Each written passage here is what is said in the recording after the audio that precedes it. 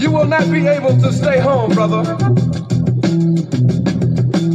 You will not be able to plug in, turn on, and cop out. You will not be able to lose yourself on Skag and skip out for beer during commercials because the revolution will not be televised.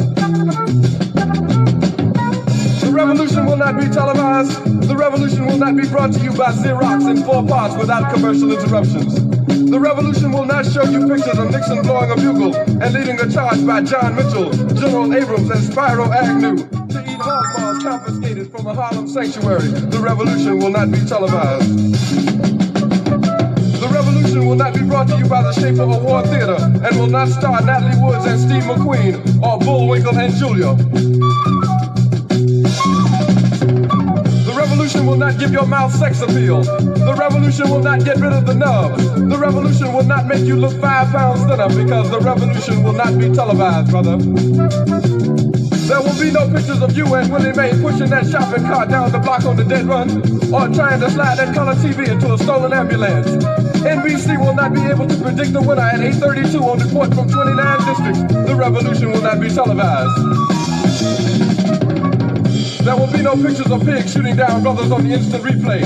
There will be no pictures of pigs shooting down brothers on the instant replay. There will be no pictures of Whitney Young being run out of Harlem on a rail with a brand new process. There will be no slow motion or still life of Roy Wilkins strolling through Watts in a red, black, and green liberation jumpsuit that he has been saving for just the proper occasion. Green Acres, Beverly Hillbillies, and Hooterville Junction will no longer be so damn relevant, and women will not care if Dick finally got down with Jane on Search for Tomorrow, because black people will be in the street looking for a brighter day. The revolution will not be televised. There will be no highlights on the 11 o'clock news and no pictures of Harry armed women liberationists and Jackie Onassis blowing her nose. The theme song will not be written by Jim Webb or Francis Scott Key, nor sung by Glenn Campbell, Tom Jones, Johnny Cash, Engelbert Humperdinck, or The Rare Earth. The revolution will not be televised. The revolution will not be right back after a message about a white tornado, white lightning, or white people. You will not have to worry about a dove in your bedroom, the tiger in your tank, or the giant in your toilet bowl. The revolution will not go better with Coke. The revolution will not fight germs that may cause bad breath. The revolution will put you in the driver's seat. The revolution will not be televised, will not be televised, will not be televised, will not be televised. The revolution will be no rerun, brothers. The revolution will be live.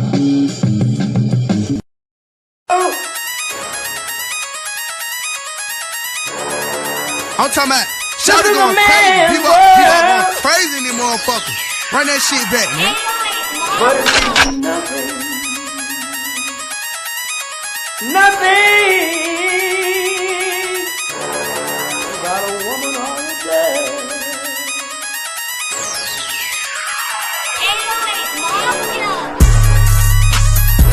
Man made the car.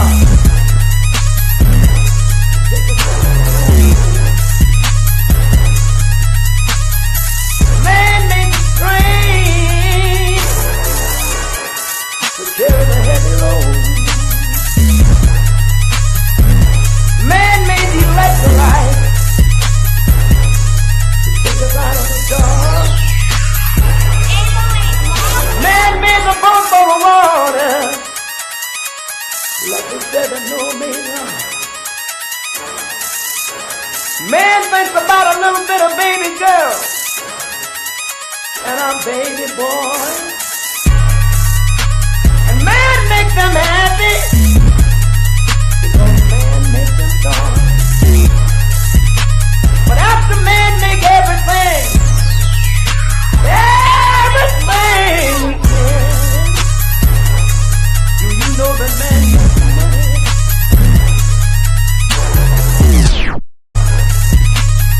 To buy from other men. This is a man's world.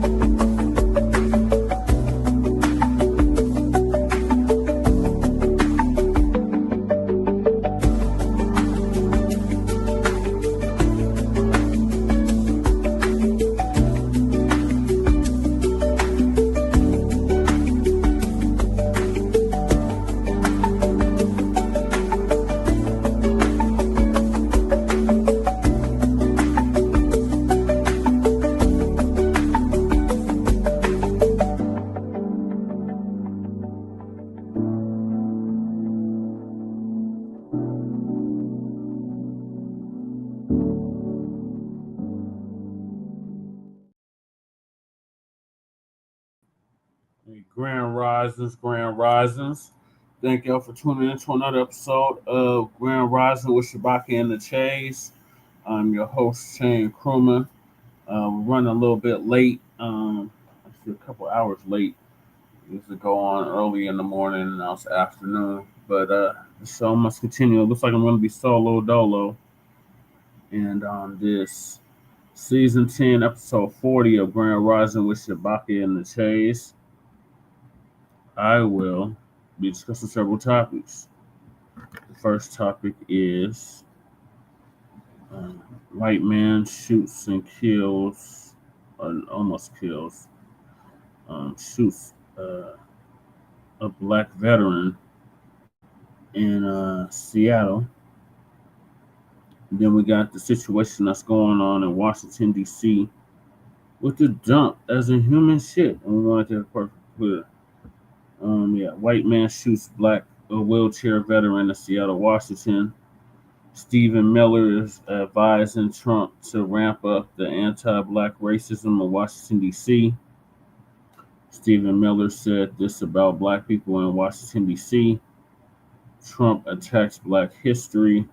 CNN debate on erasing slavery from museums.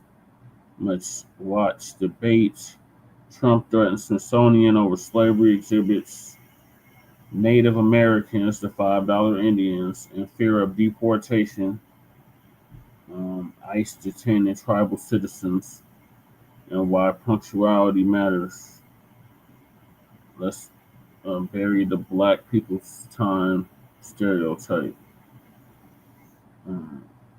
We are based out of East Denver, North Aurora, Colorado. We give the news from a Front Line and Blacc First perspective.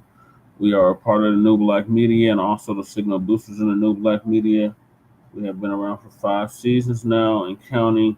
We have several platforms that are part of the Frontline campaign.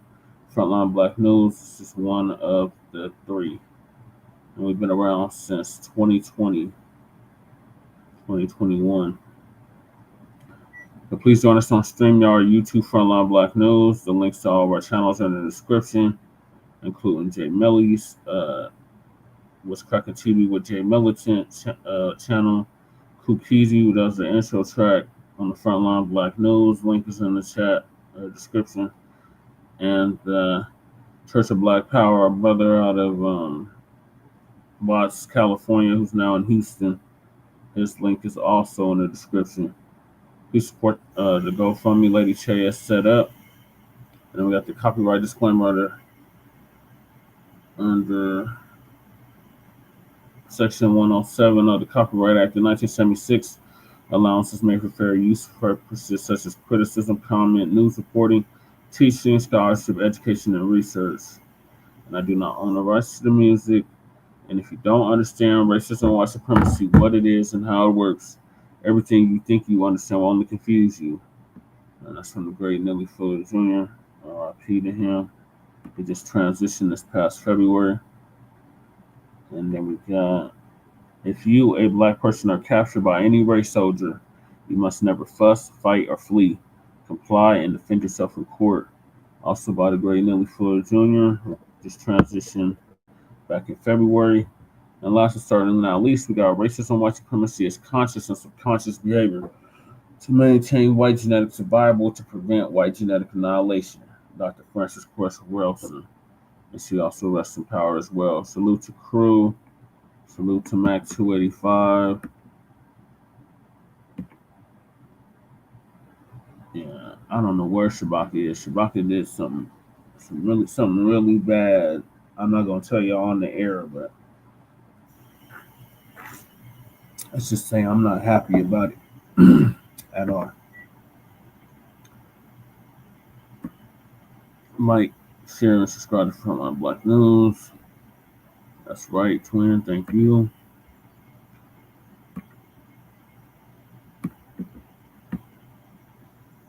All right, so I'm gonna hop right into it with the topics. So Professor Black Truth's gonna give us an update on the white man who shoots black wheelchair veteran in Seattle, Washington. This is on his, Mac 285.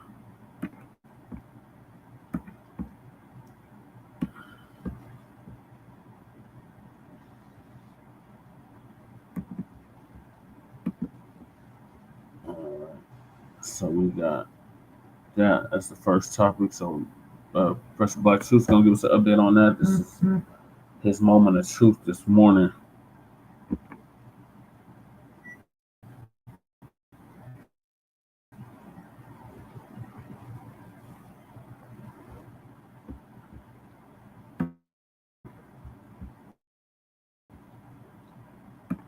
And now the Friday Crime Report.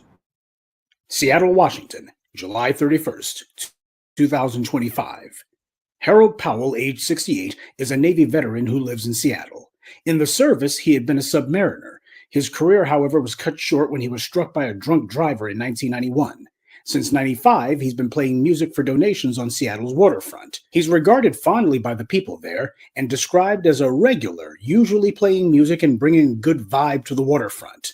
People are used to peace and quiet and pleasantries there on the piers, but white supremacy has created a class of super predators who break the peace. As we've seen in so many other instances, a white man showed up and started an argument with Mr. Powell for no reason. According to the criminal complaint against him, the perpetrator approached the victim, who was in a wheelchair on the boardwalk near Starbucks, and he demanded the victim provide identification to prove his military status. As the victim was taking out his wallet, the white man who accosted him then removed a military patch from the victim's belongings. This caused the victim to arm himself with a knife. The white man pulled out a handgun, pointed it at the victim, and shot him point blank in the chest. Now, this was a racial ambush, and if you look at the video, you see the guy standing several feet away from the victim. He wasn't standing right on top of him. There was no imminent threat or imminent anything. He didn't just happen to show up there that day, by the way, armed with a .45 caliber pistol. He started an argument with a complete stranger in a wheelchair. He went there to carry out a broad daylight murder. He had that in his empty head before he even went there. Now, today, Harold is recovering at home. He had been released from the hospital on Sunday. The perpetrator has been identified as 32-year-old Gregory Tim, and he's already trying to claim some sort of self-defense, but prosecutors have said regarding self-defense in Washington state case law, a defendant cannot claim self-defense if the defendant provoked the altercation. If you provoke an attack upon yourself, you lose the right to claim self-defense. But of course, these white supremacists are on code nationwide. Prosecutors are admitting the most obvious thing of all about the no self-defense argument here. He walked up on a wheelchair-bound elderly old man, accosted him, argued with him, stole property off of his person, and then attempted to murder him.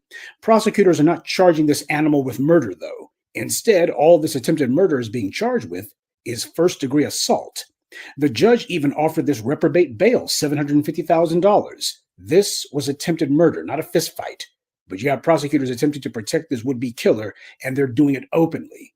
And you won't be surprised to learn that this isn't this criminal's first brush with the law. Back in 2020, as the pandemic was getting started, this criminal lived in Jacksonville, Florida. That's Moron DeSantis' Florida, mind you. In this criminal act, Tim took his van and deliberately drove it into a tent full of political volunteers who were conducting a voter registration drive. That time, he was charged with 2 counts of aggravated assault on a person 65 years old or older and single counts each of criminal mischief and driving with a suspended license. His bail in that case was set at $500,000.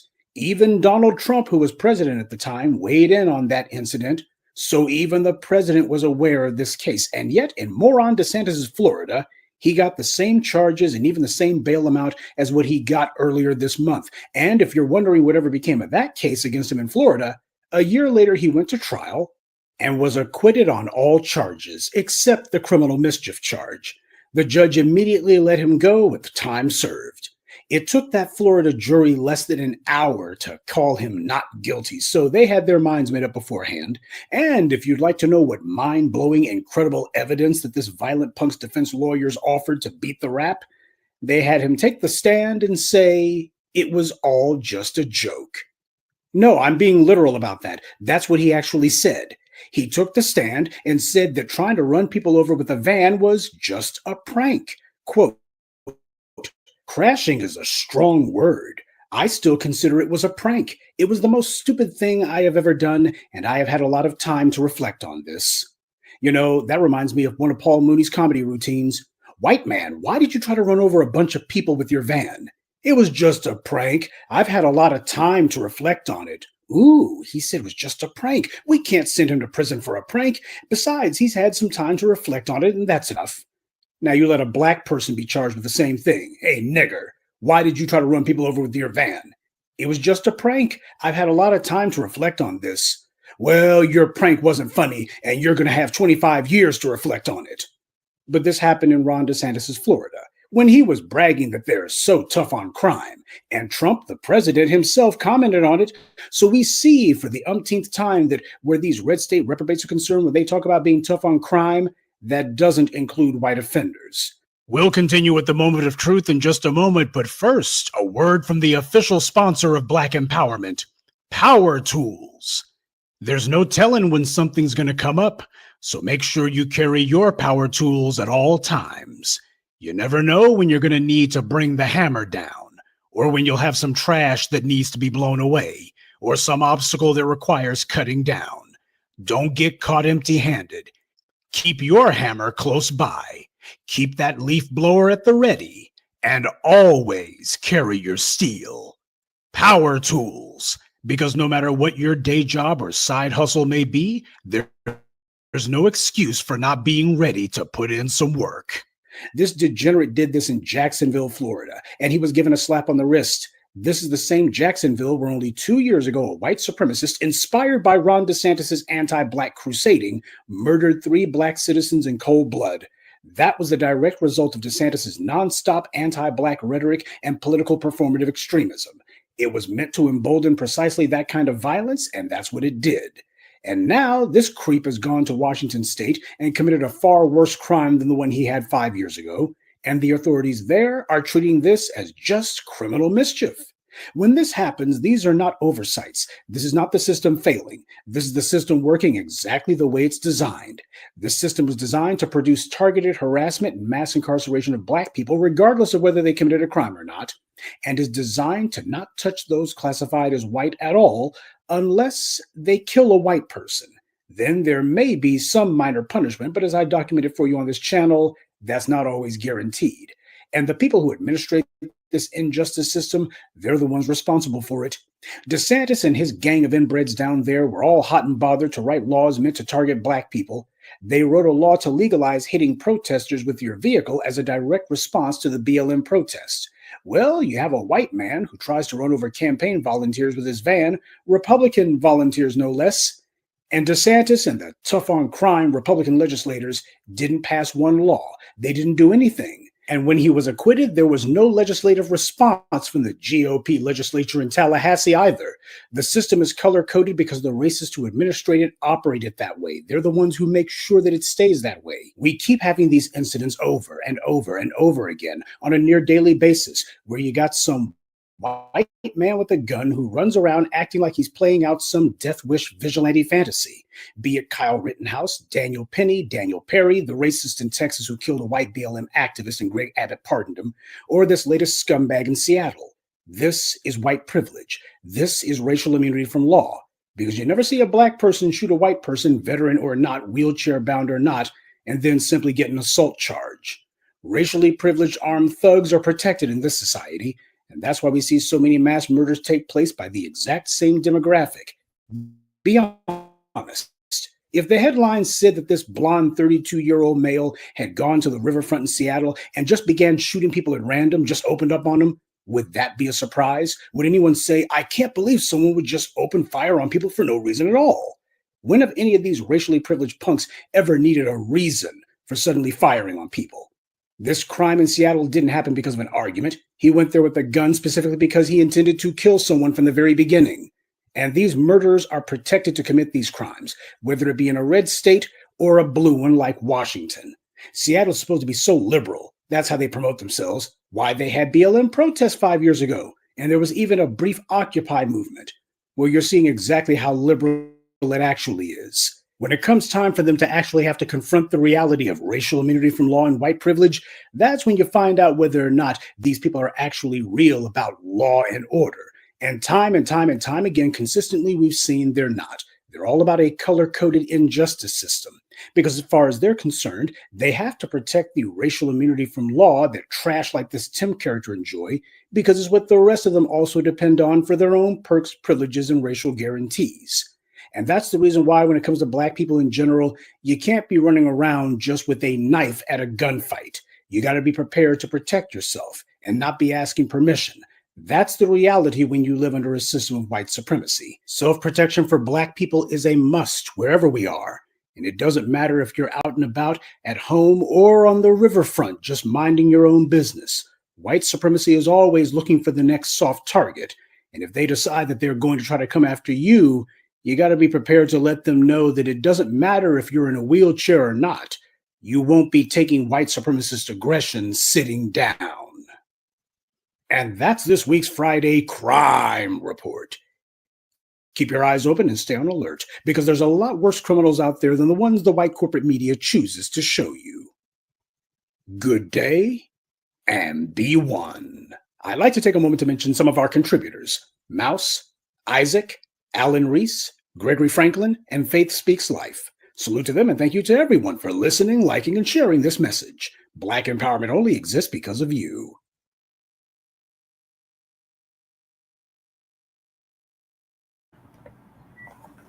Yeah, this is actually a topic that Shabaka wanted to discuss. 2, MIA.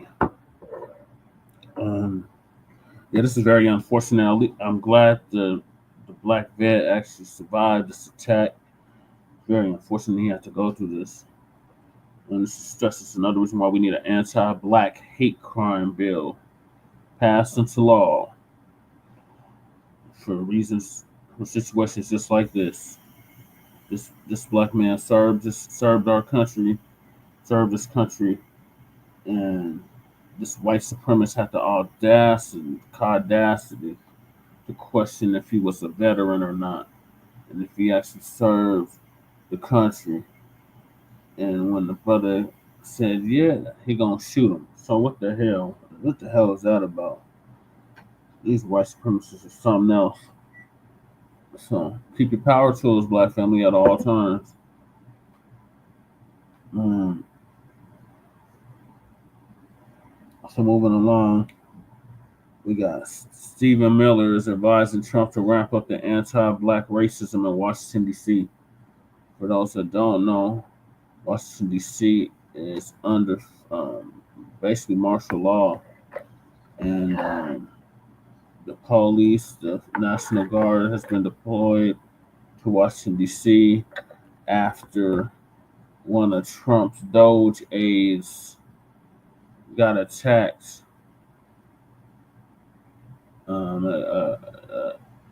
during a carjacking, they're saying. But we showed y'all on them episodes that I can't find now all of a sudden that was a hoax. So now the Democrats is crying foul, even though 2 years ago, they was begging for the National Guard to come into D.C. and deal with the crime that was going on. But now they keep saying crime is down,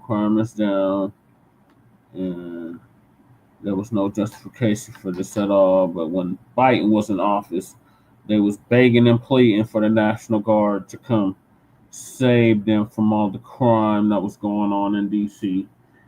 So now that the dump's in, oh, Orange Man bad. So one of his people, Stephen Miller, is advising the dump ramp up the anti-black racism in Washington, D.C. They got police and National Guard, but mainly the police running up in black people's homes. We showed y'all that on previous episodes. And yeah, so Uncle Phil's going to give us an update on what's happening in D.C. Stephen Miller is advising Trump to ramp up anti-black racism.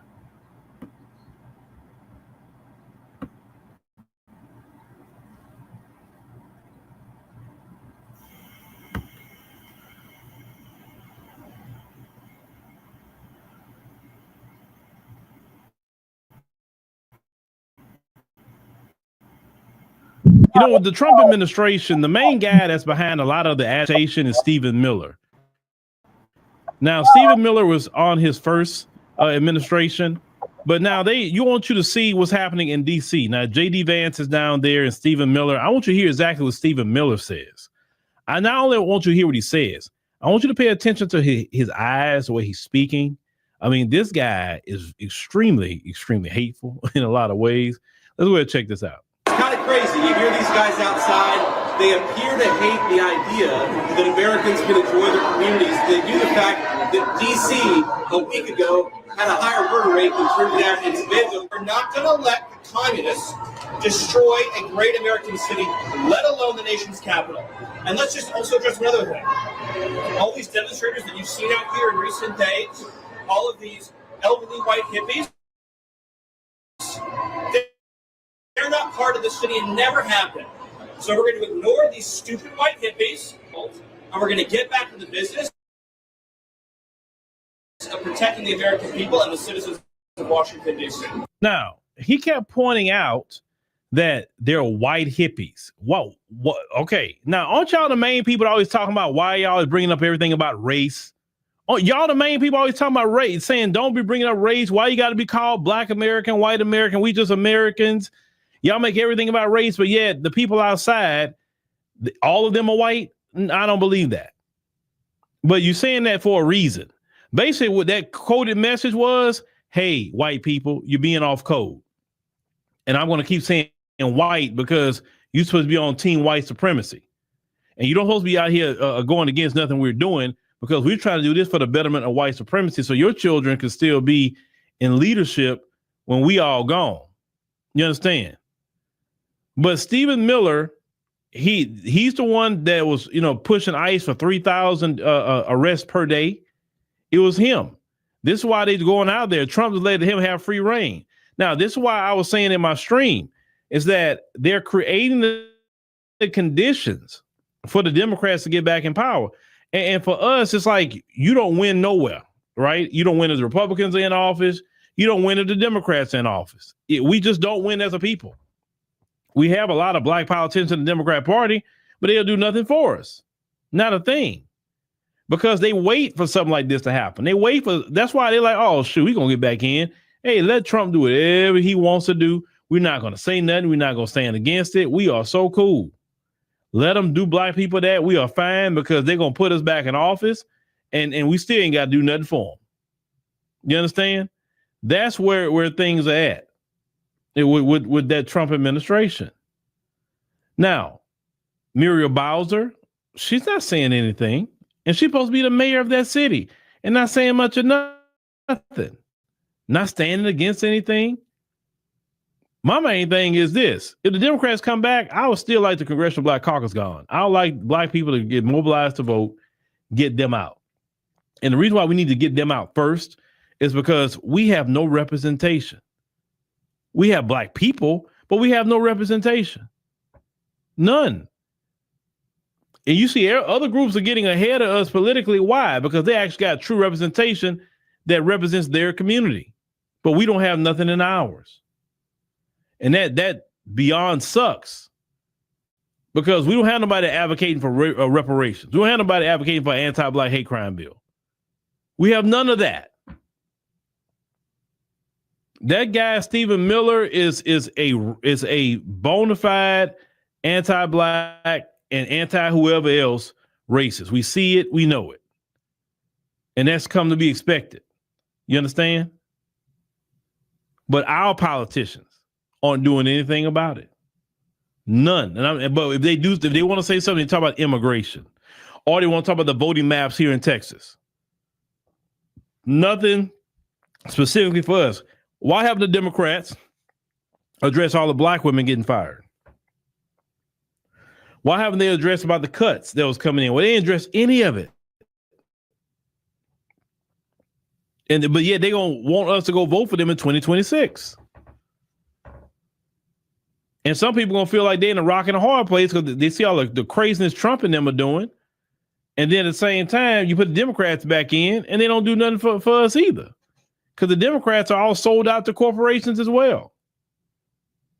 Now, at one point in time, Democrats are supposed to be the party for the middle class, you know, and those who are the working class, but not no more. That's kind of where it's at right now. But all this mess you're seeing, that all these attacks on black people, these attacks on even with the immigration thing, it's not an attack on us. I'm just talking about in general. It's Stephen Miller. Now they were saying that Trump, you know, one of the insiders leaked out. Trump said that if it was up to Stephen Miller, this country would have just 100 million people in it, and they'd be all white. And that's probably what he would like, but it's not going to happen. You're not going to get rid of millions and millions of people. It's not going to happen. Even though you can deport all you want to deport, Trump won't be in office long enough to deport that many people. It would take at least a good decade to get that many people on out of here. And that's if you are really being aggressive with it.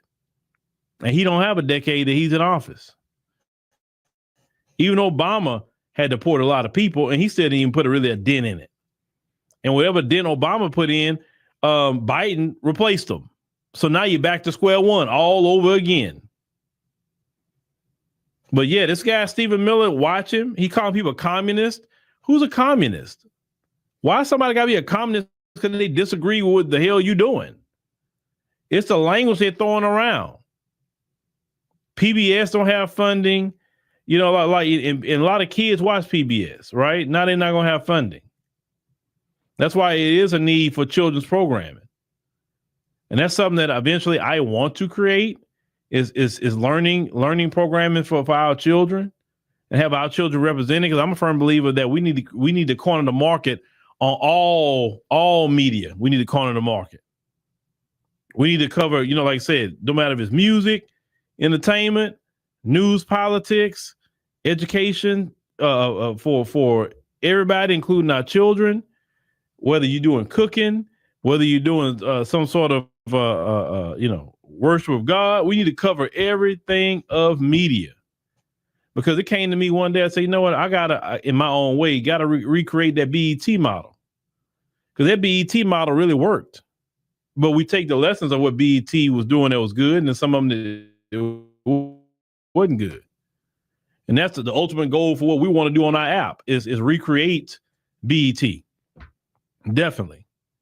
But this Stephen Miller dude, man, every time I see this dude, Stephen Miller, he just get on my last nerves. I'm telling you, because I can just see the anti-black racism seething off of this dude. I see it. And the interesting part is, and like I say, because, you know, J.D. Vance, he's married to an East Indian woman. That woman is dark. But, you know, we have Vivian Ramaswamy, dark as I don't know what, and they think they white in the mind until they step out of line. Now, I know good well they talk about J.D. Vance behind his back, because them true white supremacists don't like the fact that he got an East Indian woman. They don't like that. And them children don't look white. They look Indian, light-skinned Indian. You understand? I don't see how that works out very well, white supremacy, when he got an East Indian woman, you know? But, you know, let me know what y'all think about, you know, Stephen Miller. And keep, like I said, keep a close eye on that gentleman. Keep a close eye, because that dude there is definitely charged up with anti-black racism.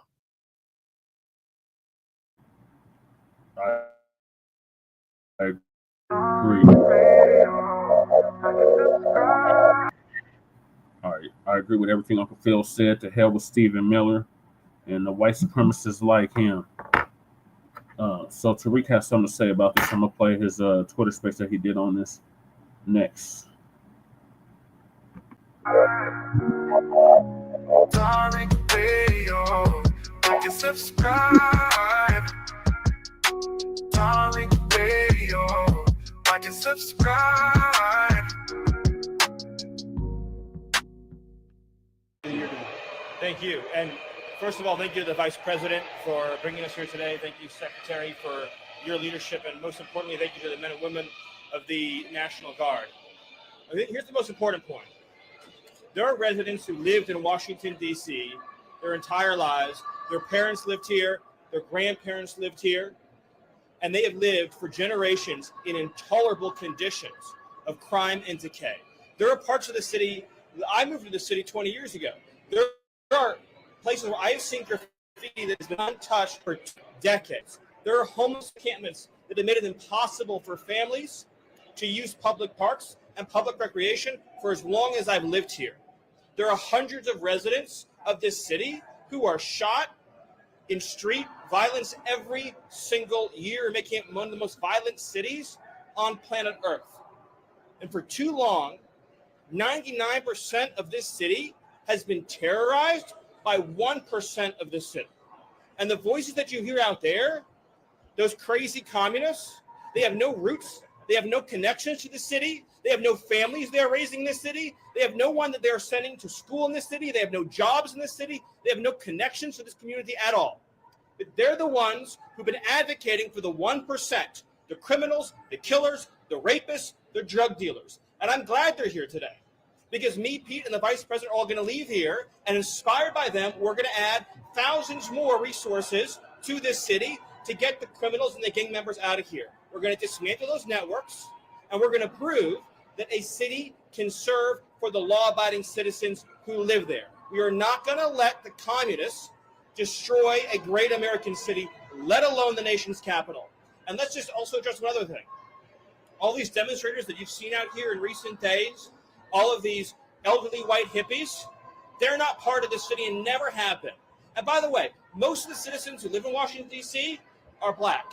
This is not a city that has had any safety for its black citizens for generations. And President Trump is the one who is fixing that with the support of the Metropolitan Police Department, the support of the National Guard, and our federal law enforcement officers.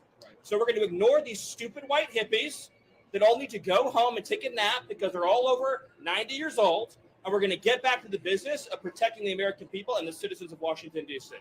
Thank you, Stephen. A few questions. All right, we're in the building. We are in the building, ladies and gentlemen. Glad to have you guys in here. Welcome to the Tap In. Round of applause to you. Welcome to the Tap In. We are tapping in heavy. And I would like everybody to give me a fly retweet. That would be great. If you can give me a great retweet, that would be absolutely phenomenal. A lot of stuff we're going to touch on the broadcast. Before I get started, everybody go to hiddenhistorymuseum.com. Get the book Hidden Heroes from A to Z, and also make a contribution to the phenomenal Hidden History Museum. Let's do that. And before we get started, let me give some shout outs to some of the regulars in here real quick.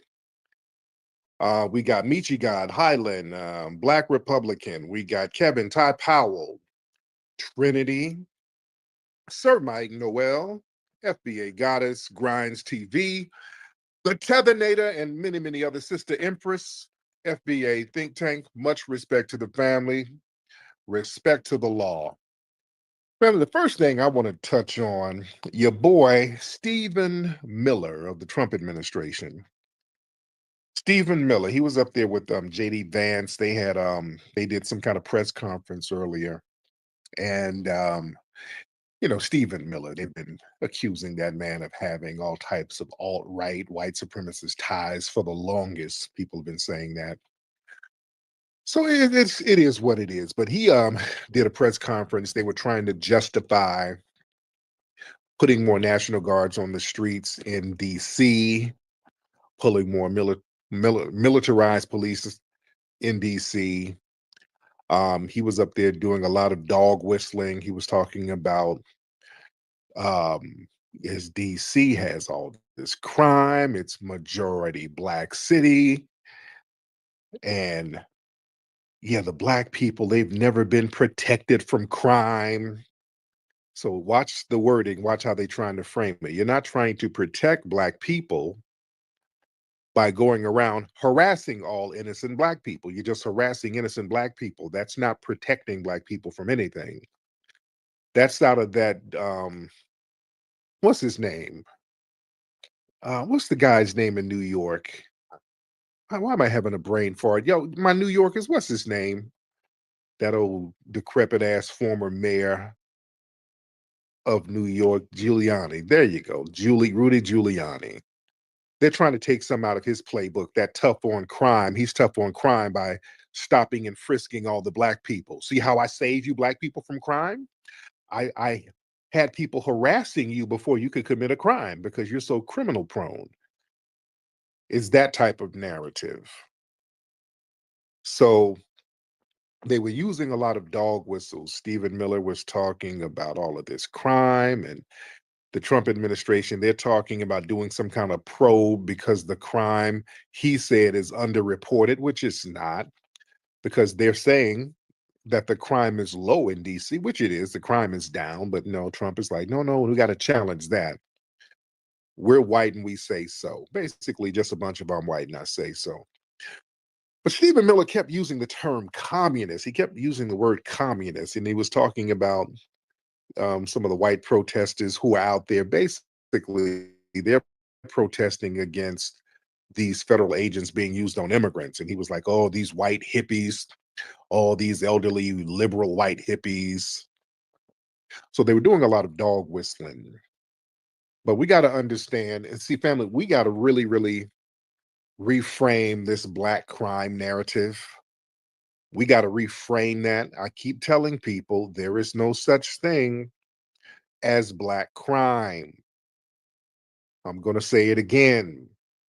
There is no such thing as Black crime. The thing is, the media and the dominant society, they understand the power of repetition. If they just keep saying something, if they just keep saying it, ultimately it'll just kind of catch on. That's why they keep trying to get in front of the foundation of Black American Renaissance. Too many people are speaking on it. So this is why they send their operatives to jump out and try to miscategorize what our lineage is. That's a counter narrative from the alphabet people. That's a psyops. But we got to understand when people just keep saying, and the media keeps saying Black crime, and that really started in the 70s. That Black crime narrative, that started in the 70s. Real heavy in the media.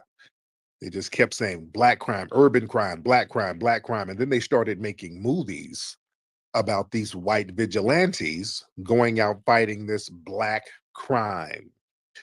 Like the Dirty Harry movies. Y'all remember those? It's not a coincidence that these types of movies started popping up right after the civil rights movement and right after quote unquote immigration, when Black people started moving into these big urban centers. All of a sudden you got Clint Eastwood playing a cop who's an enforcer and running down on the Black gangsters. And then you had movies like Death Wish with Charles Bronson doing the same thing. These white vigilantes go out into the streets, go into the subways to enact justice on the criminal element. You see, that was a real big thing. And then in real life, it started happening with the Bernard Guest story in New York in the mid 80s. A white man went out here and actually shot some Black folks talking about they were trying to rob him. And then he became a national hero among white supremacists. And if I'm not mistaken, wasn't Bernard Goetz Jewish? Wasn't he Jewish? Yeah, now my New York people know who Bernard Goetz is. It's a very infamous story back in the 80s. But for all these white supremacists who love talking about Jewish this, oh, the problem is the Jews or whatever, boy, they don't have a problem with the Bernard Goetz of the world, do they? They do not have a problem with them.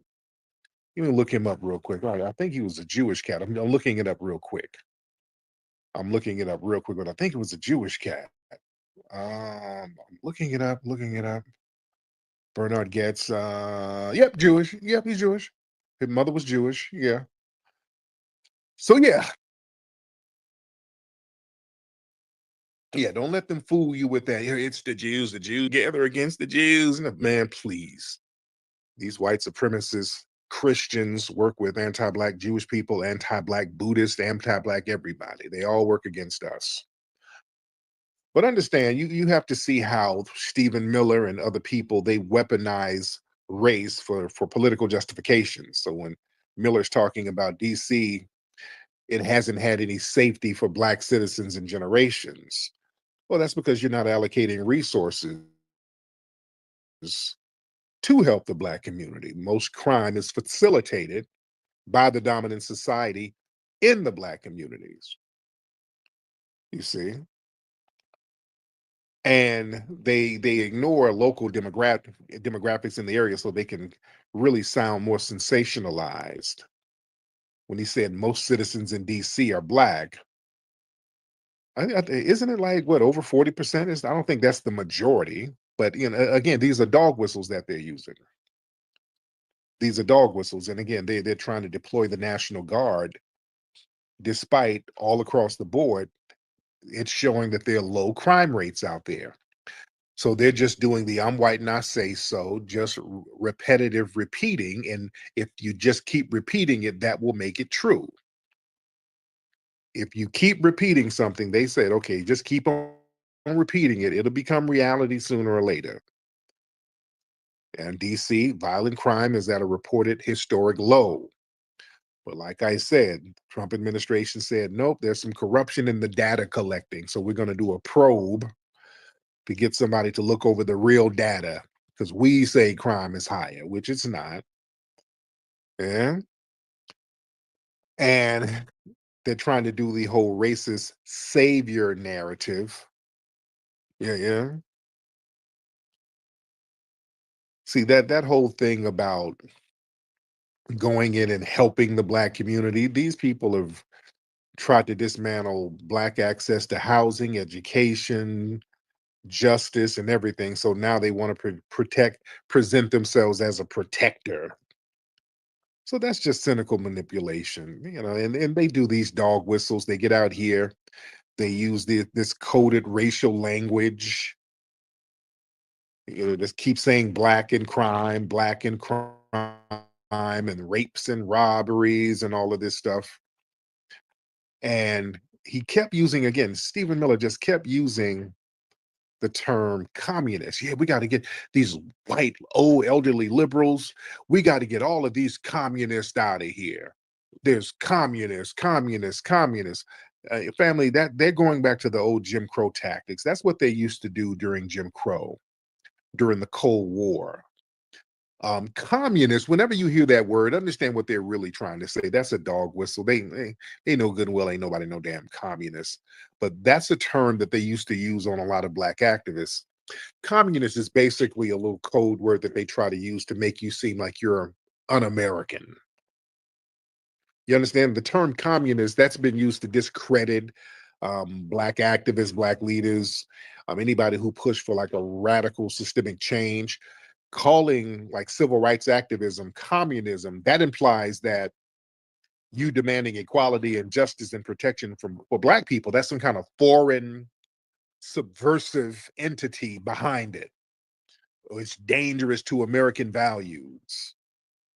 So that frames Black empowerment as a threat, rather a demand for fairness. So people like Paul Robeson, people who spoke out against Jim Crow racism, they were, hey, that's just a communist. Remember, they used to call Dr. King that all the time.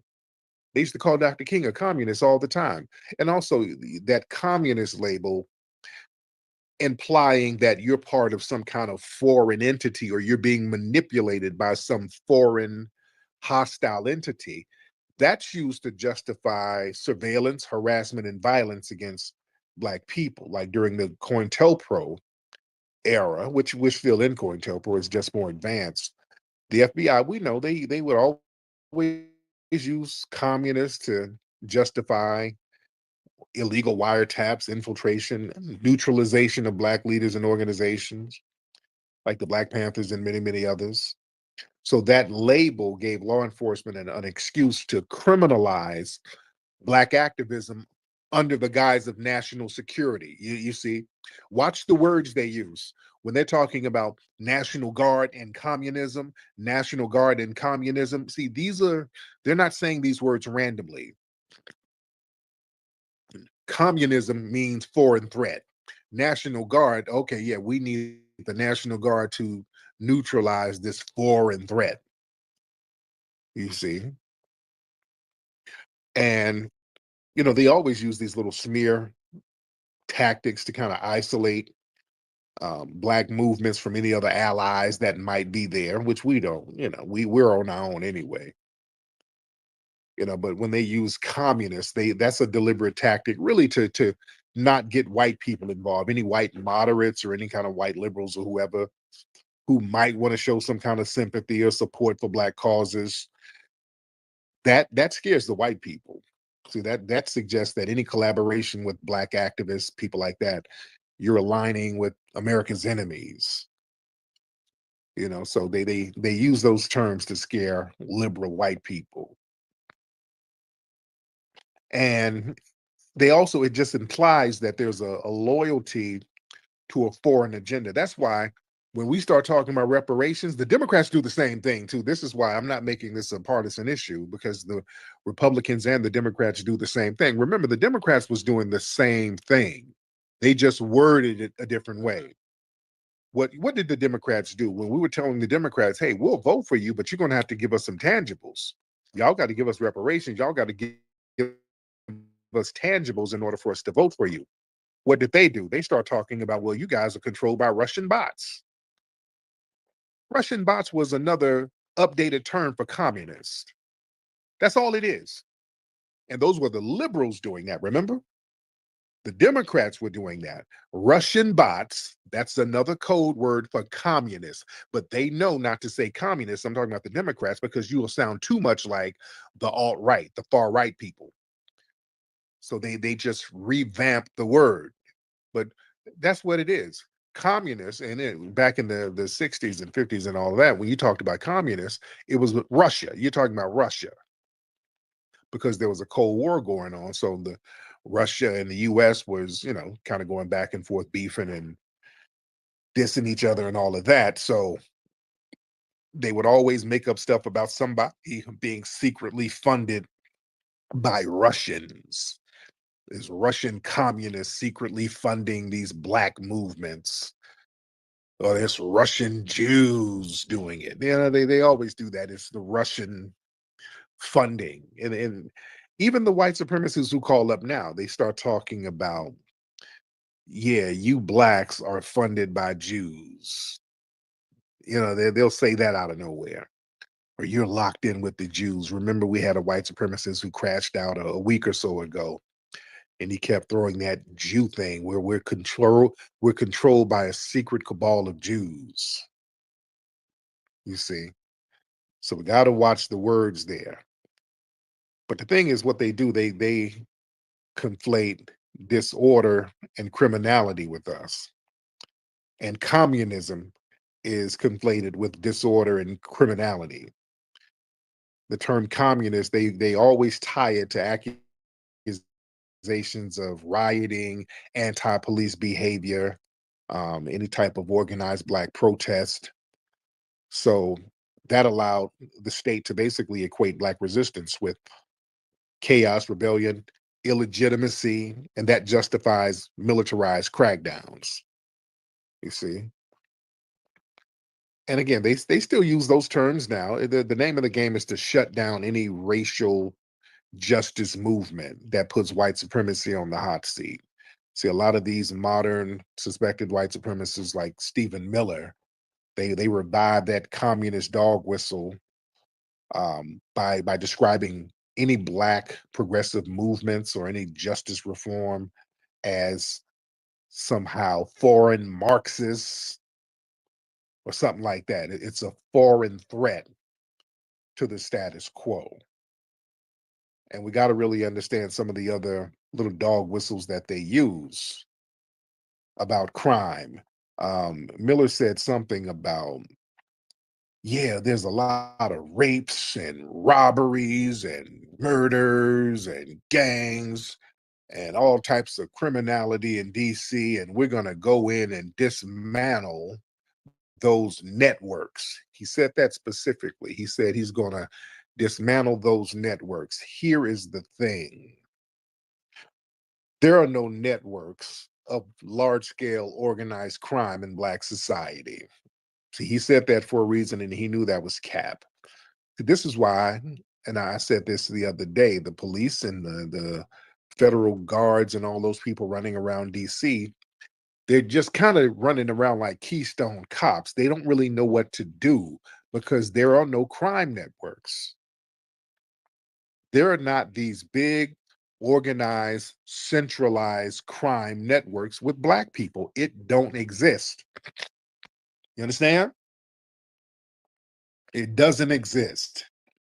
There's no central crime networks. There's no equivalent to organized white collar crimes or Asian mafia crimes or Hispanic cartels, Italian mafia, Irish mafia, Jewish mafia. There's no equivalent, ladies and gentlemen. Now, it's very interesting that they got the National Guard talking about they're going to go and target these um, non-existent Black criminal networks when you have real ones from other people in the dominant society out here.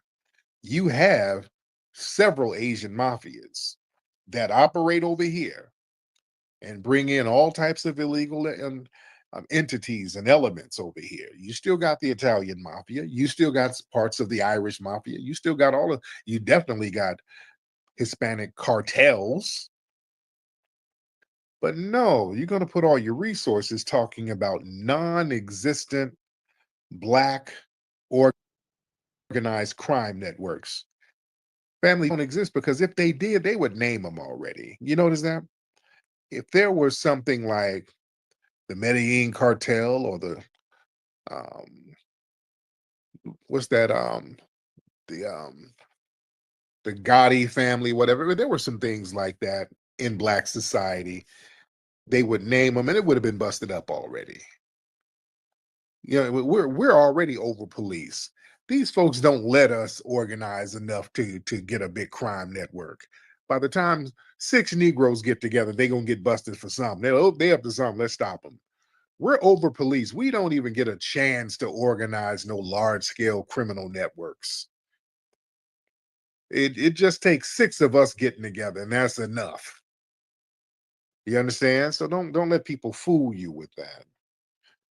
We have individual crimes, in every community, individuals, they commit crime, but to claim that Black America has networks that institutionalize rape and drug dealing and killing, that's dishonest.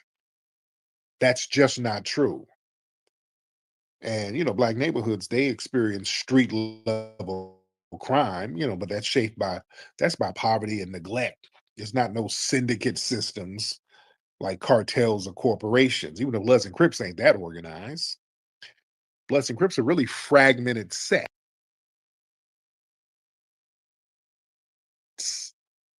It's different fragmented sets all over the place, but it's not an organized, centralized network of people.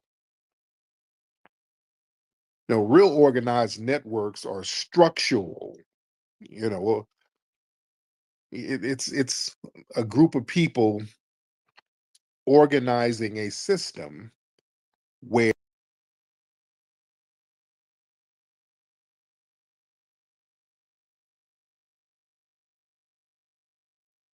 they have certain levels in the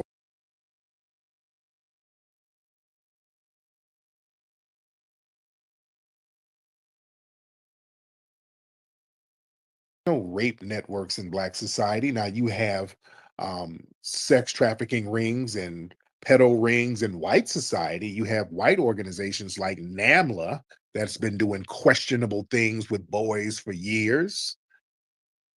They're not going after these organizations. You see, so this is racial targeting. I'm just showing the hypocrisy here. I'm showing the hypocrisy here.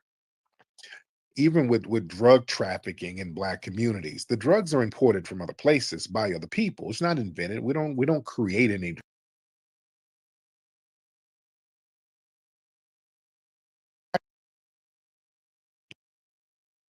Even my friend Freeway Rick was involved in that, but that was a bigger play. He was a low-level pawn in a way bigger scheme. That was the CIA and the Contras and the Colombians and all of them working, funneling money over here. So that was a real big play. But the finger gets pointed at Freeway Rick and people like him. They point at the street level dudes, but the supply chain, the importation, and the infrastructure all of the things that's outside of Black control, that magically gets ignored. Yeah. And the thing is, look, Black people, we're already over policed, but we're underprotected. You understand? If all these vast networks existed, like I said, they would have been dismantled a long time ago. We are the most heavily surveilled and policed people in the United States. They watch everything we do. Yeah. And the fact that law enforcement, they hadn't produced any evidence of no systematic rape rings or big cartels, that proves it's fiction. I'm telling you, if it existed, they would have been out here running on that, propping that up. That's why when Black folks, when they give us RICO charges, it's always one person. Yeah. When they get a RICO charge on a Black person, it's one person for some bullshit. It's like with Diddy, R. Kelly. You're going to have a one-person RICO where one person gets hemmed up. Or they got to try to make a record label a RICO, just like they did with Young Thug. They tried to make their record label an organized crime entity, and that failed. Thank goodness it failed. Guilty. Thank goodness it failed. You see? It just doesn't exist. So we got to really understand the game, understand these dog whistle strategies that they use, how they overly try to criminalize us, and we got to stop letting them do that. I keep telling people, stop letting them use that word Black crime. Ain't no damn Black crime. There is no Black crime, ladies and gentlemen. These people are not doing anything that the Black community is co-signing. So again, if somebody goes and robs a liquor store, he happens to be Black, what the hell does that have to do with any other Black person? I want you to put your thinking caps on. If this guy, Mr. Dusty or whoever he is, some dusty fool decides to go rob a liquor store, that him robbing that liquor store don't benefit me. He's not going to share the damn money with me. I don't know him. I don't co-sign that, nor does any other Black person. So how in the hell is it Black crime? That's just some dusty dude who wanted to rob a liquor store. That has nothing to do with the rest of Black society. You understand? Y'all got to look at it from that perspective. We're not co-signing that. That wasn't part of some organized network. That was some fool who decided one day to go do something stupid, something that I would never do. And certain street dudes who are semi-organized, some of the street hustlers who are semi-organized, who organize in a sense where they just have an understanding about territory. That's what I mean. Cats just kind of understand different boundaries and they know not to impose on different territories, so they get somewhat of an understanding. But it's still not an organized structural entity like that. But even the street dudes, they don't like all of the carjackings and the shootings and the robberies. They don't like that because it makes the block hot. When you do something stupid like that, cats can't make no money. So everybody looks down on that. Even the street dudes look down on dumbass behavior. Got nothing to do with Black at all. So we got to understand the words. Words are very, very important. Should I get some calls? Should I get some of the family in here? Because we are a lot of folks in here. Let me get my brother Twizzle in here. Brother Twizzle, hop on in, brother. Brother Twizzle from the town. Yes, indeed. Yes, indeed. I love how you just laid that out there. Because one thing for sure, two things for certain. One thing about the street code was the original Black American code. Because one, we always had a dude that was prominent in the streets and he laid the law out and everybody had to answer to him. Yeah. But back in the 80s, when they started giving out those drug crimes, those drug lords and the RICOs, that's when they kind of killed all that.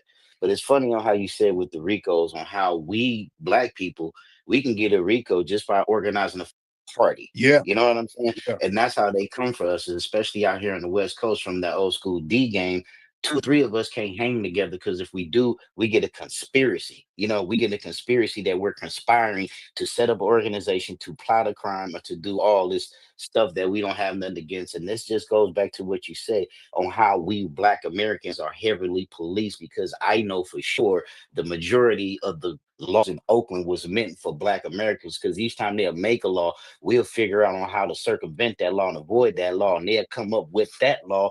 They'll come up with another law to go against that law.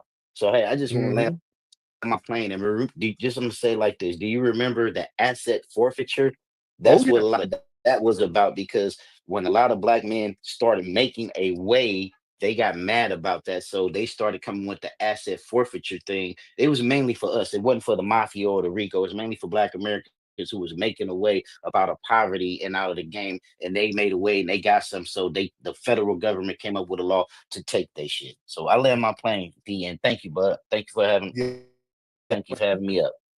No doubt, no doubt. Yeah, that's absolutely true. Yeah, they do that asset forfeiture for Black so-called criminals, but they don't do that for white ones. What's this white guy? He's on social media too. He's a goofy ass white boy. His dad was a big scammer. His dad was a big scammer. I forgot the dude's dad's name, but his dad scammed a bunch of money, went to prison, but the dad put that stolen money in a trust. He put it in some kind of trust and cleaned the money up. And then the trust fund went to the sons. So the sons be all up on social media, flossing and fronting with private jets. They go around acting like there's some real big ballers and hustlers and big old players. And I used to go back and forth clowning them because they used to get mad at me for calling out white supremacy. So they would call me a race baiter and all that. And I would get on this bumper. But what's the guy's name? Bizarrian or something. I forgot. He's a little short, little steroid looking, alt-right looking dude who tries to act tough, but he's like a little punk ass. But again, they were getting that ill-gotten trust fund money and just balling out with it. Yeah, they don't let us do that. Nick, what's up, Nick? What's happening, Reed? What's going on with you, brother? You good? I am good, man. How are you? Man, I'm cooling. Just wanted to say real quick, had a chance to stop by the museum earlier today with my kids, yo. I told you I was going to do it. Oh, cool. What time did Yeah, you, we had a good time. What time did you go up there? Just right afternoon we did. Okay. Okay. You see my assistant, Ari was up there, right? Yeah, man, it was cool. I brought the kids up there. I was just talking to them about some of the exhibits. You know, they was real in love with the pirate dude. Oh yeah. You know, it was real cool experience, man, for them. And you know, we got some T-shirts and all that. You know, I heard a tether talking the other night about how the museum didn't have no artifacts, and I was like, yo, this shit has mad artifacts up in here. Yeah, it does. Yes, indeed. Man, I appreciate you coming through, brother. Thank you so much, and thank you for your support, brother. Yeah, man, we got plenty of artifacts, but tethers are gonna hate the museum. That our museum really, it tears the soul of tethers up, because it was really tethers hating on it. Even before we got it, they were hating on it. They're just going to hate on it no matter what. The museum really messes with tethers. They're the main haters of it, because the tethers think our museum makes them look bad because we got something organized and put together in such a short time, and we didn't run around licking white people's asses to do it. And they are always, anytime they get something going, they got to go find a white ass to kiss. They can't really, or they don't, I can't say they can't, they just don't really organize enough in their homelands in order to build something like that. There's a bunch of them sitting around waiting on white folks, waiting on Sally Struthers to come on through, talking about opportunities and all this, and they can't build nothing because it's too fractured, it's too tribal. And when we do it, when we start organizing and getting stuff done just like that, using that foundational Black American spirit that we have, we always know how to get it out the mud. That's been our whole existence. We know we can't depend on the dominant society. That's what we do. Because see, what they like to do, they like to themselves that we get everything popping over here. We're doing good because white folks felt a certain way and white folks graced us with so many good things. That's what they tell themselves. They love telling themselves that. And they like projecting that onto us. We've gotten everything out of the mud. Everything. We had to get it on our own. We had to make it hot so that the dominant society would want to be a part of it. When they segregated baseball, we had the Negro Leagues. The Negro Leagues was actually more popping than the major leagues. They were making money hand over fist in the Negro Leagues. Not only were the teams making money, you had outside entities associated with the Negro Leagues, like the medical industry within Black society to take care of the players. That made money. Black doctors, Black hospitals, the Black press made money. Black restaurants made money. When they would go to different towns, the Black hotels would make money. So we had a cottage industry. Plus, not only did we get all the Black dollars, white people wanted to come see the good Black players. See, let's keep it a buck. A lot of white people want to see the real deal. A lot of white people want to see some authenticity. They knew where the good players were. So white people would go show up to those Negro League games. So Black folks are getting the Black dollars and the white dollars. That's what made the major league say, hey, wait a minute now. We better get in front of this. We need to get in front of this. See, when we start doing something and making a lot of money, the dominant society, well, they got to get in front of it because they know that it can become a power move thing. They know we make too much money, we start taking over, just like with our music genres. When our music genres get too popular and we're selling them out the trunk and we got chitlin circuit artists going around during the Jim Crow era, touring off some of their songs, they're like, wait a minute, hold on, because now white people are showing up to the juke joint. Just like in the movie Sinners. When Black artists are performing, white folks want to go see them now. They want to see, they want the real deal. So then they got to get in front of that. You can't have white women running around here to the juke joints, going down here to the colored side of town to see all that good talent. So they would have to slowly integrate some of those people in. But I want y'all to go look at something. I'm gonna give y'all an example. I'm in LA. Our Black hub back in the day was Central Avenue in Los Angeles. That was our Black hub. There was so many Black businesses, Black theaters, Black nightclubs on Central Avenue. That was the spot. Now, later on, they busted Central Avenue up because they ran the 110 freeway parallel to Central Avenue. So that just gutted all of the businesses over there, which is what they've done to all areas. But before they put that freeway there, Central Avenue was the hub of Black Los Angeles. There's pictures of white celebrities back in the 50s going down, hanging out in Black clubs. Go look up this picture of Marilyn Monroe. Have y'all seen this picture? It's a picture of Marilyn Monroe at one of these Black clubs at a table with a brother. She's down at some club in the hood. This was in the 1950s. And the brother has a look on his face like he's smashed. But y'all go look up that picture. Look up Marilyn Monroe at a club with a Black guy. She's at a table somewhere. This was on Central Avenue. I forgot the name of the club, but it was very popular that a lot of white celebrities would go down to Central Avenue because that's where the good music was. That's where the good food was. That's where everything was popping. Everything was popping down there. Yeah. So understand that, but look that picture up. Look up Marilyn Monroe, the Black guy at a club. Shit, and I'm looking it up. Hold on. She's at a club. She's at a table with this dude. Y'all Google it. You'll see it. It'll pop up. It'll pop up. So that was a thing. Winter Soldier. Hop on, Winter Soldier. Yo, Tariq, you were talking about Dan Bilzerian. Yeah. His dad got that money from Jordan Belfort with that Wolf of Wall Street. Because Right. you said a few years ago, and I started looking it up because I remember the movie. And you're right, that the money got weird. They never found their money. Right, You right. know what I'm And saying? They never found it.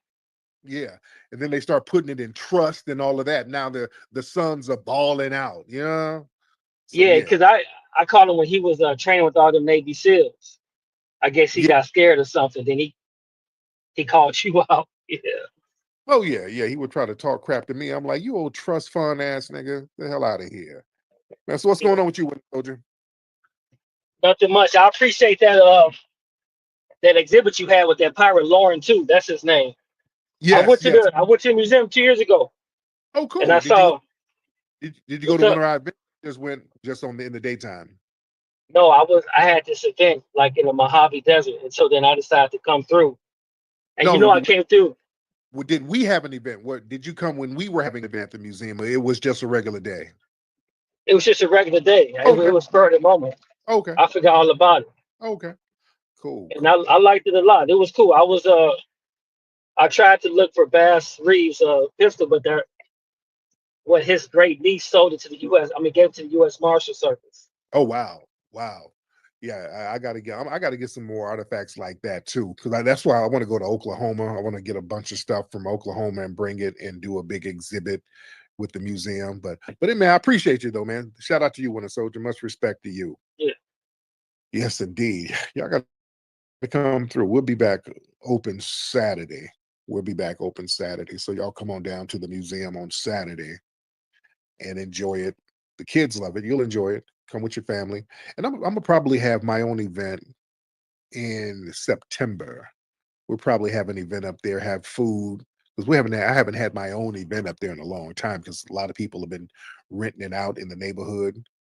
But people have been asking when are we going to have our event, my event. So we're going to probably do something in September. So I got to get with Dwan and we're going to make something happen. I probably want to get the people at Blue Bird to cater. That's the Crip theme. That's the Crip thing chicken joint out here in LA. But the food is good and they're good folks, man. And you know, anything Black in LA, I'm a super, super supported. Anything Black in LA, I'm right there supporting it and trying to prop them up and make it happen. But I'm gonna let y'all know we're gonna probably have something late September, and I keep everybody posted on that. All right, let me get some more folks in here. What's up, Yoshi? I see you. I see you down there, beloved. Oh, I see you. Y'all raise the hands in here, ladies and gentlemen. Let's get them hands raised. Let's see what's on your mind. Nikki the God, I see you. Let's get Jim in the building. Mr. Jim in the building. Jim, hop on in.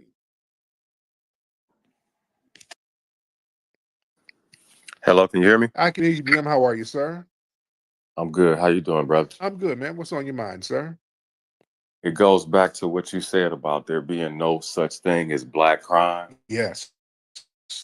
It's because I'm not trying to be funny. And I'm gonna land my plane quick, but I used to watch forensic files, right? Yeah. And forensic and all it's just white people killing each other over life insurance. That's all. That's all it is. For it's 20 years worth of white people killing each other over life insurance, and they never equate that to white on white crime. Right. It's there, it's verifiable, and it's all. As soon as you hear she took out a life insurance policy, well, there you go. You know what I'm saying? That's I'm very a lamb. thank you. Huh? That's very common. They do it with their spouses. They even do it with their kids. Don't let it be an adopted kid. Whoa. Yeah, they get an adopted kid, put a life insurance policy on it, and damn, that kid is out of here. Now the kid, there was a white couple who did that. They adopted some black child down in Tennessee some years ago, and then left the child in a car, and the child suffocated in the car, and they acted like, oh my God, it was an accident. And then they had an insurance policy on the baby. And then you never heard about the story again. They've been doing little stuff like that. But see, that don't get chopped up as white crime. See, when they do crimes, they are always lone wolves. They always promote it as them being a damn lone wolf. Even though there's mass shootings all the time with people in the dominant white society. Oh, it was a lone wolf or it was self-defense. But with us, if some dusty ass teenager goes steal a car, all of a sudden, oh, the problem is fatherlessness in the Black community. What? I'm a father. What do I got to do with that dusty nigga stealing the car? Now, I'm getting blamed. I'm a Black father. The hell I got to do with him? Him stealing that car didn't help me. The hell I got to do with us? No, we got to stop letting people do that. You got to call that stuff out. Like I said, there's no Black crime.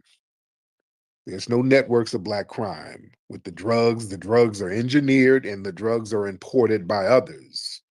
When they had heroin, that was coming in from other groups. Cocaine coming in from other groups. None of that stuff is manufactured here. Even meth, we don't manufacture no damn meth. White people do that. The fentanyl and all that, that comes from the Asians. Yeah, they leave all of that out. There's a dude who's the Asian mafia kingpin. They said this dude had more money than El Chapo and Pablo Escobar, because Pablo Escobar was making billions. But the Asian Pablo Escobar, forgot his name, and they just caught him somewhere a few years back. And they you never know who he is. They don't play his name up in the media. They don't put his name up there in the media. This dude was making more money than El Chapo and Pablo Escobar in the Asian underworld crime rings. I've been telling people for years Asians were the plug. When I was in the streets, I used to deal with them. That's the real damn plug. They're never criminalized. And they got the plug on everything. Man, I'm telling you, everything. You go through the Asians. People think because of the movies, you go meet with you do a deal with some damn Costa Rican dude. And no, nigga. No. The Asians, dude, especially out here in LA, they got all those ships coming in at them ports. The Hispanics ain't got that. They ain't got them shipping connections like that. The Asians do. They got all them connections at the ports, and they got all the connections at the import-export corporations out here. So they've always been the plug, but they are never criminalized. Never. You understand? Come on, Twizzle want to get back in. Let me get my brother Twizzle back. Brother Twizz, hop on in, brother. Hey man, I'm sorry to chop on twice tonight, but you are 100% correct. Because I remember up here, it was up here the Asians got a lock on the game. They got a lock on the weed game. Not only that, and they don't want to talk about it, but they had a lock on the meth game because they had their own secret recipe for it. And one thing about these Asians, they don't do no business. They will sell you something, but they won't network with you.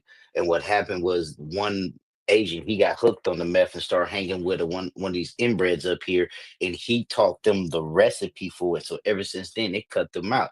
But what you're saying is 100% correct, because I remember in the 90s, it was this Vietnamese or Asian general or all the heroin distribution throughout half the world. And he told America, if you give me $1 billion, I won't send no heroin over there to you. I remember this.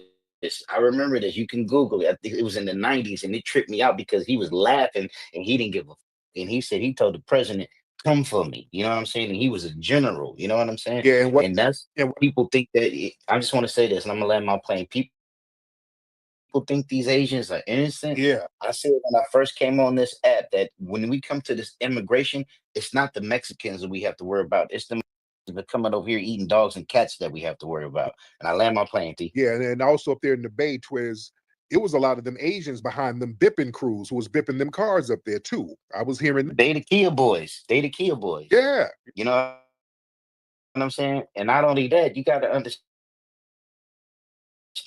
we got a lot of these motherfuckers who came up here running these liquor stores, these Asian, I mean, the Arabs and the is out here. Not only that, the number one stolen car up here right now is an Infiniti. If you have an Infiniti Q something, what they would do, they will go through the sunroof and steal your shit. Instead of bipping the side windows, that's how they start them side shows. So it's these Asians and these Muslims that's doing all the dirt, plus these immigrant Mexicans, because they too busy trying to copy off what we were doing in the 80s, and they want to be a part of it. And since they're immigrants, they don't have the harsh penalties that we have to pay. And I'm gonna say this, and once again, I'm gonna land my plane.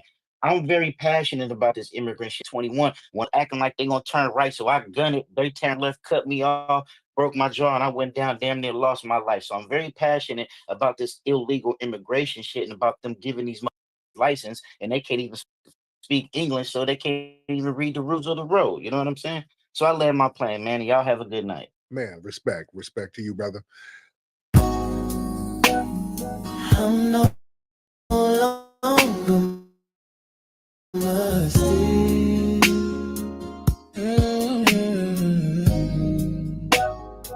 I'm no longer mercy.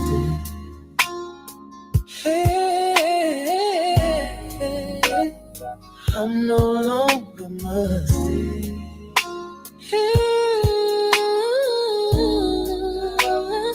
I'm no longer mercy, 'cause I got my real work on. I'm no longer mercy, 'cause I got my real work on. I'm no longer mercy, 'cause I got my real work on. I'm no longer mercy.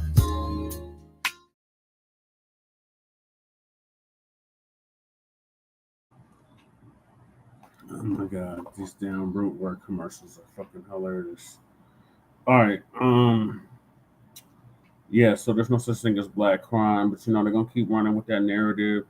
Oh, so much black on black crime to try to justify this madness. Big balls being attacked and carjacked, even though it didn't really happen like that. But these white supremacists, they're gonna pull out all the stops, no matter what side of the aisle they're on. That's right, man. 285.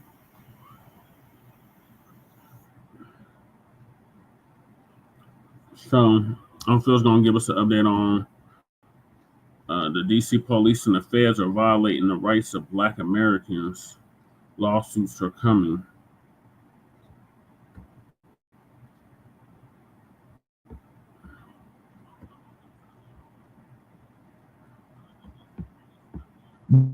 Now, when Trump and the Republicans, especially Stephen Miller, we talked about him last night, thought that they was going to have ICE show up, they all just taking out and breaking out in the run. That didn't happen. They sent the National Guard out there. Brothers and sisters are out there clowning them. You hear me? Because we don't take them serious. You know why we don't take them serious? Because we've been there, seen this story, and it's embarrassing beyond which for Trump and them. But I want you to go ahead and watch these clips out of DC about how brothers and sisters just sitting up here just laughing. It's a TikTok though.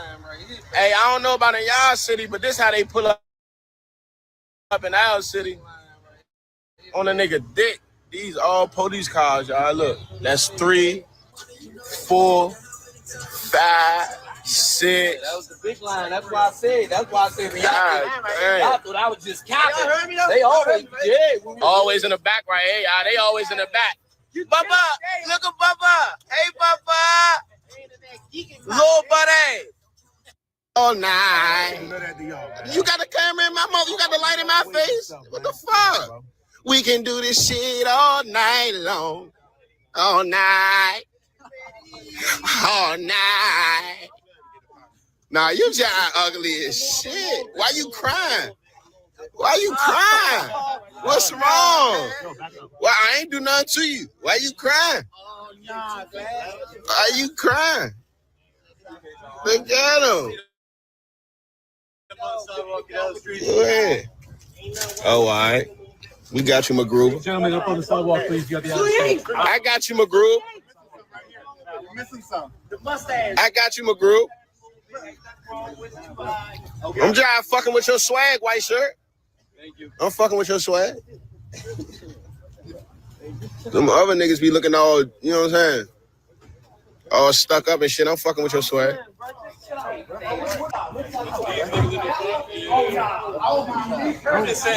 Oh, nah, you gotta get in that gym, twin.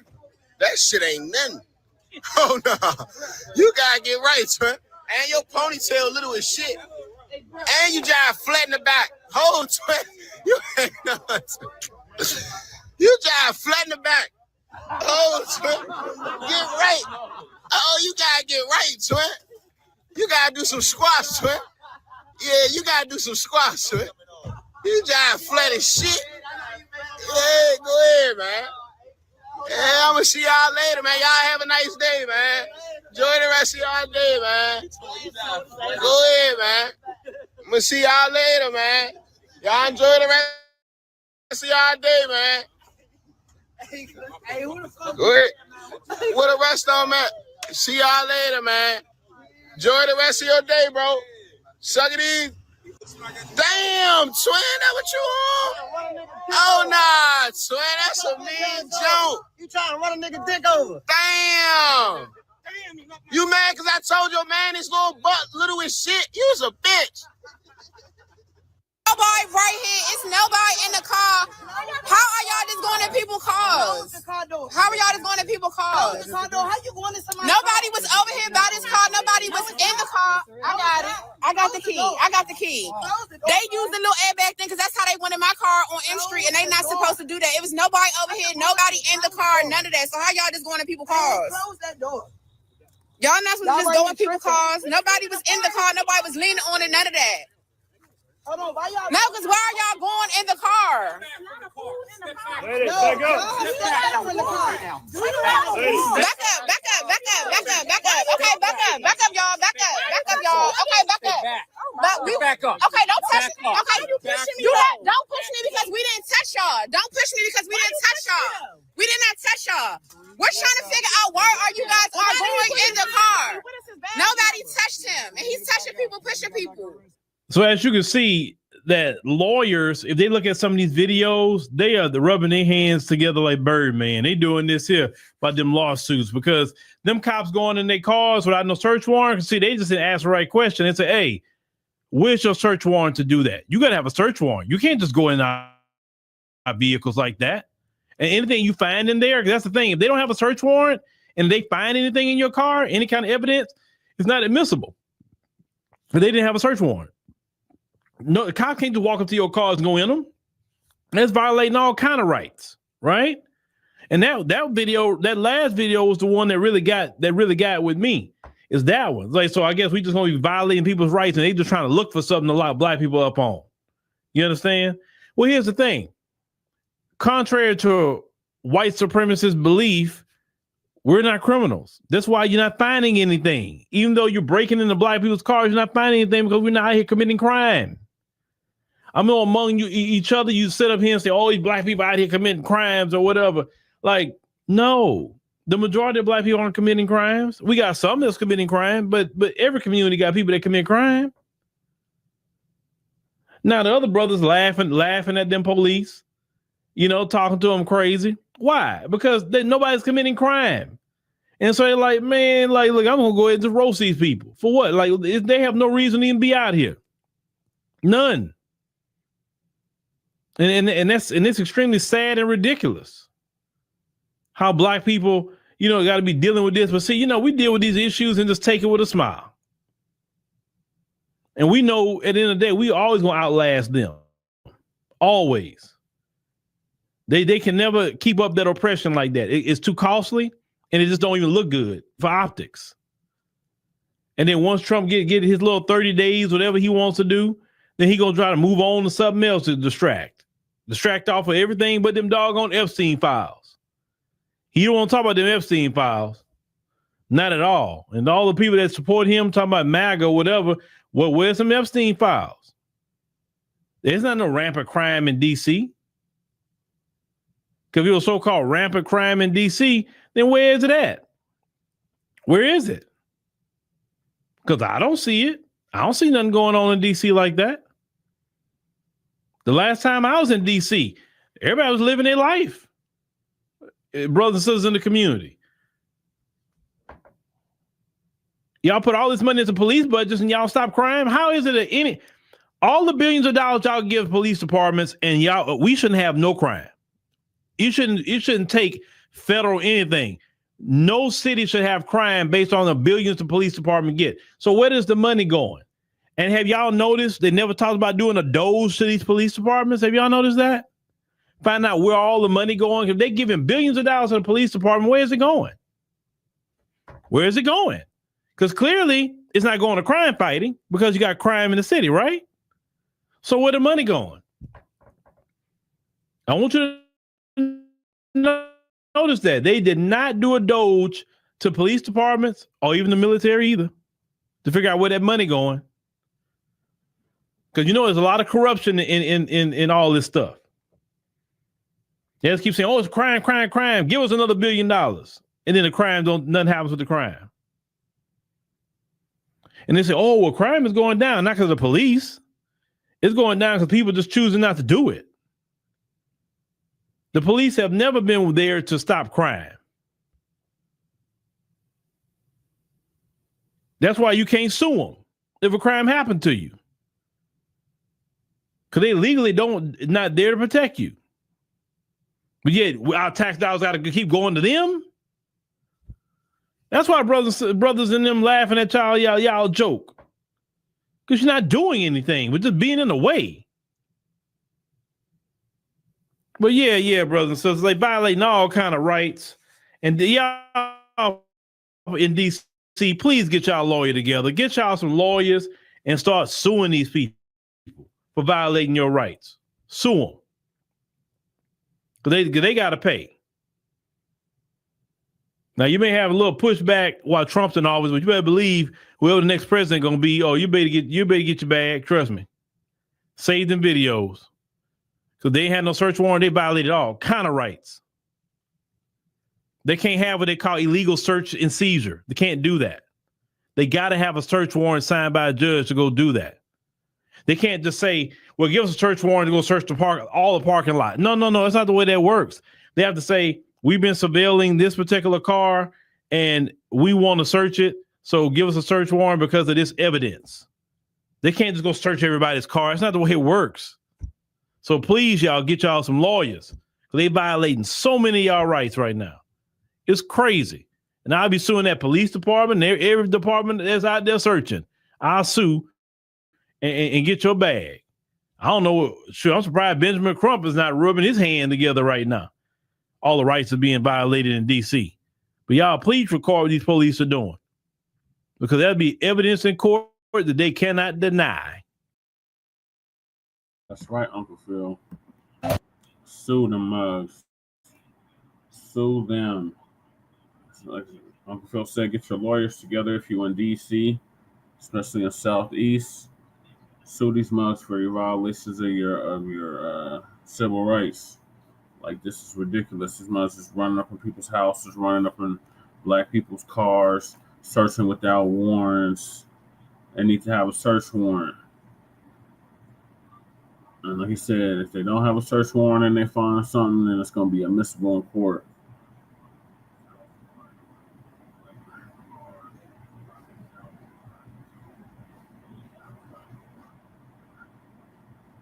So moving along, the dump is attacking Black history. CNN debate on the race of slavery from museums, from Bakari sellouts. Oh my God.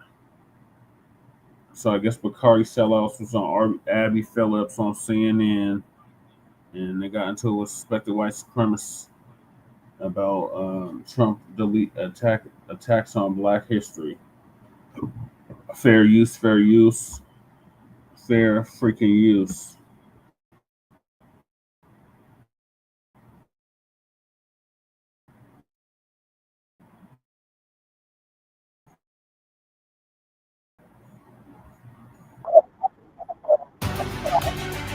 table by arguing in part that slavery in America can't just be blamed on one race, and that museums put too much focus on the role of white people who participated in that terrible institution.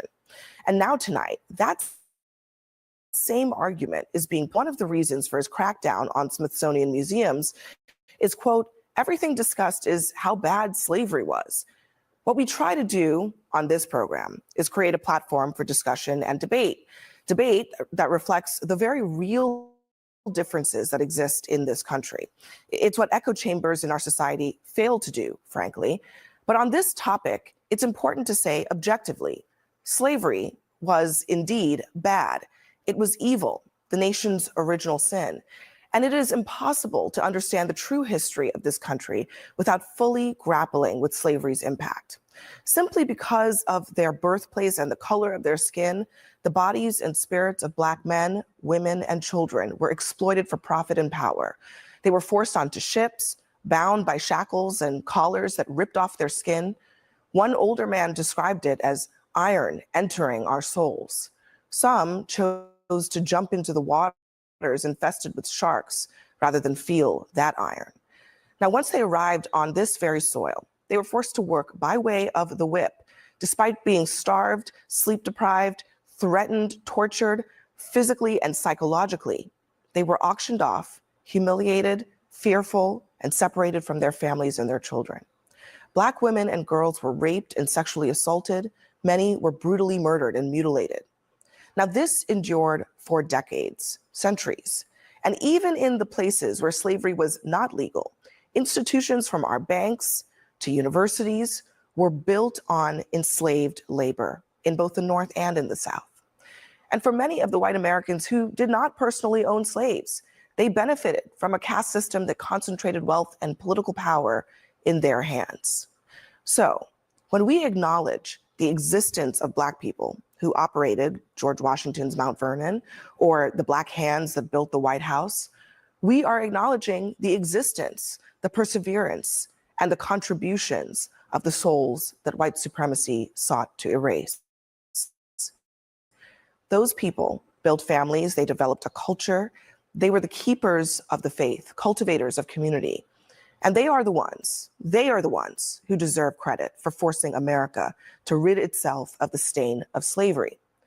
Now, all of this information, these stories are from the Smithsonian's African American History Museum. And I share this not as a lecture for you, but as a lesson. America, the superpower, is largely possible only because of the superpowers of people who went lifetimes without the same rights of generations who were boosted from their backs. True history should include everything. Yes, the evils and the horrors too. And museums are supposed to be places that protect those stories, the images, the lessons, the very things that inform so much of our current state of our republic, from racism to poverty. No matter how painful, or in the president's words, how horrible the lesson. Now, just listen to one formerly enslaved man describe what slavery is like in his own words. You know what I'd rather do? If I thought that I'd ever be a slave again, I'd take a gun and just end it all right away. Because you're nothing but a dog. You're not a thing but a dog.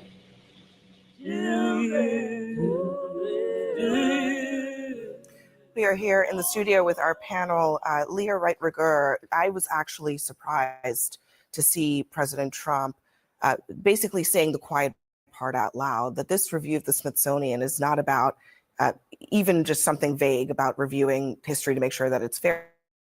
He wants to make it so that it talks less about slavery.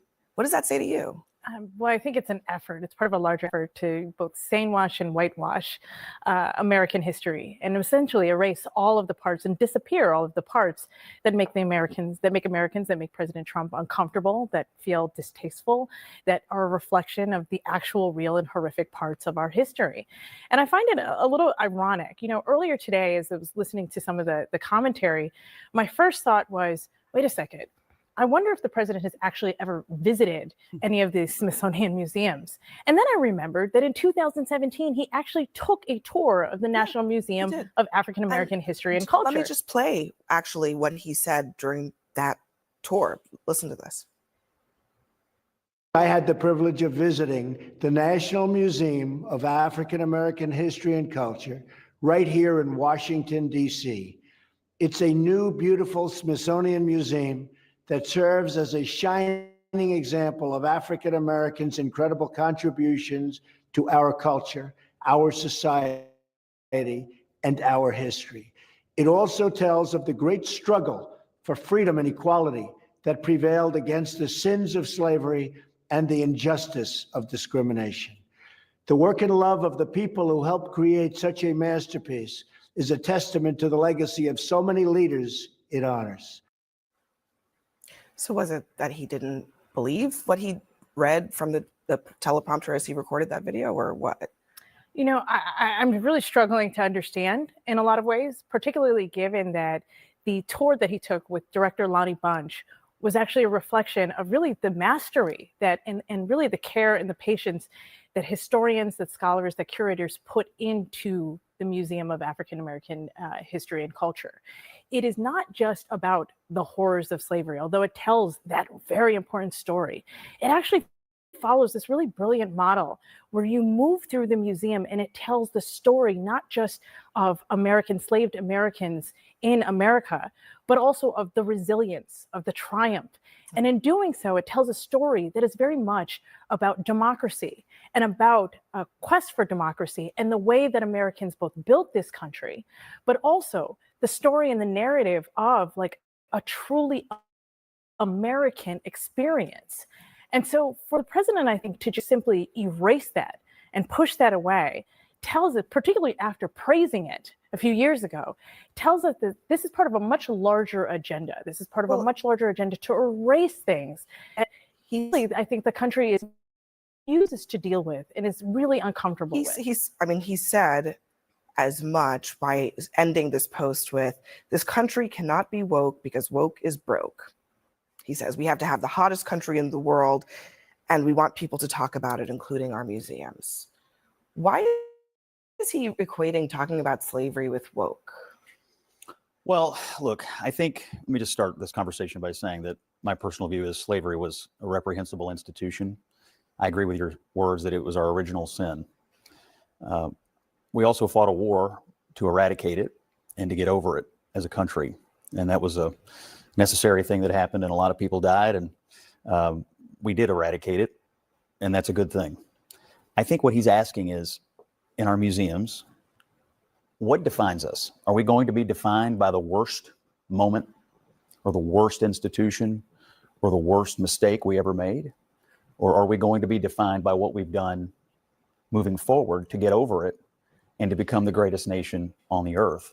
My belief is that he wants to look at these museums, not because he wants to do away with the idea that slavery occurred, but that he wants to ask a very simple question. Are we going to present ourselves as being exceptional or not? And I think he believes there is an effort by some to continue to try to define us from our worst moment instead of to try to focus and define us based on our best moments, which started when we eradicated slavery and began to move forward as the light of the world. And so that's what I think. Museums, that's what makes us an exceptional nation, is because they tell the history and the story of our country, and therefore, you know, these horrible, horrific moments in our history. The original sin, as Abby talked about, when it comes to slavery, has, you know, we of course did eradicate it, but look where we've come today. And I think those museums, like to your point, make America exceptional, and museums all around the world that document atrocities, whether it be, you know, from Nazi Germany to eradicating slavery here in the United States. You have to learn the lessons of the past, and to deny it is to defend it. I don't think he's denying it. And Bacc may want to comment on this as well. But I think what he wants to ask is a simple question. As we present our history, are we spending most of our time focused on something terrible? Are we going to spend more time as we enter our 250th anniversary focused on what this country has done to improve the lives of every single person who lives here. We are the light of the world for a reason, because we're an The improving question commodity. I ask when I hear you say that is, why? I mean, the idea that slavery happened, it's hard to understand what we've overcome if you don't even talk about what it was. You know, I think that kind of waters down the whole. I don't think anybody is proposing that we ignore that it happened. I don't think think that's accurate. I think that the problem is that there are people, and Scott used the term a couple of times, and I don't think it was meant with any type of ill intent, but he said, you know, we got over it. And I think that's the problem. I think that there are a lot of people in this country who believe that for some reason we got over it. I mean, the fact is that American chattel slavery is vastly different than what Jillian Michaels and others talk about when they talk about slavery around the world. I mean, the chattel slavery system that we had was extremely transactional. It was actually codified in law, and it was based upon the color and race, as you so eloquently pointed out in your opening. And so not only when you think about that portion of where we are, 26 of our first 30 Supreme Court justices own slaves. The people who are on our money every single day own slaves. United States presidents, members of the United States Congress own slaves. Lehman Brothers, we're not far from Wall Street, own slaves. Brooks Brothers suits that we wear own slaves. So not only are we talking about the epicenter and the foundation of where our country was built, we have to acknowledge that. But even more importantly, and this is where I believe that Scott and I can find agreement on this issue. Breon and Megan Walker, two of my best friends in the world, their dad was the first African-American SGA president at the University of South Carolina, right? He was an exec at IBM, but he was one of the first, right? We're still talking about first that emerged and stood on those shoulders. I tell the story often about my mom and dad. My mom helped desegregate high schools. In Hamilton High School in Memphis, Tennessee, my dad shot in the Orangeburg Massacre. This is a part of my story. This isn't some faint, distant history. Yeah. And so the reason I bring that up is because I think that American exceptionalism talks about the fact that Black folk help, enslaved folk help build this country for what it is. Mm-hmm. They built Washington, D.C., but all of us are around this table. Abby, myself, all of us, not just Abby and myself, all of us are around this table because of the sacrifices and the blood and the sweat and the tears these people poured in. I also come back to why the focus so much on slavery when it comes to rewriting history. There's a lot of history that is in these museums, but he's focused on one thing, and that is that there's too much slavery being mentioned in the United States of America. That's very odd, Batia, honestly. So I want to start by saying I actually agree with everything that's been said, and I loved your opening. And so I offer these comments very humbly because it's an honor to be included in this conversation, which is very solemn. And I think we all understand that, and we are all looking for the common ground here. And so what I'm about to say, I don't mean in any way to negate that tone. But starting around 2011, 2012, sociologists started to notice a shift in white liberal opinion polling to where white progressives became more extreme in their views on race than Black and Hispanic Americans. And they called this, the sociologists called it the Great Awakening.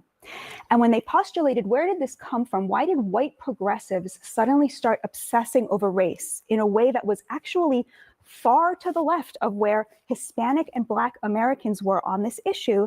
They found that the media had shifted radically how it talked about these issues. So for example, in 2010, the words white supremacy were mentioned 75 times in the Washington Post and the New York Times, but the Washington Post and the New York Times, and 2,400 times in NPR. The word racism, 4,000 times in 2020. The words white and racial privilege from 2013 to 2019 grew by 1,500% in the New York Times and the Washington Post. And the word slavery itself exponentially skyrocketed as a percentage of words. I'm offering this only to suggest. I understand. I'm just wondering what do you think is the problem with talking about slavery, white supremacy, etc. So the point I'm trying to make here, that liberals will say, well, this is a reflection of reality. But of course it isn't. This is a reflection of a newfound obsession that was driven by the media. Well, and that doesn't reflect either the moral evil of these things or the historical accuracy. I do want to dive into what you mean by that, because you say that you don't think it's a reflection of reality. Based on what? Well, Based on slavery- the idea that those things don't exist?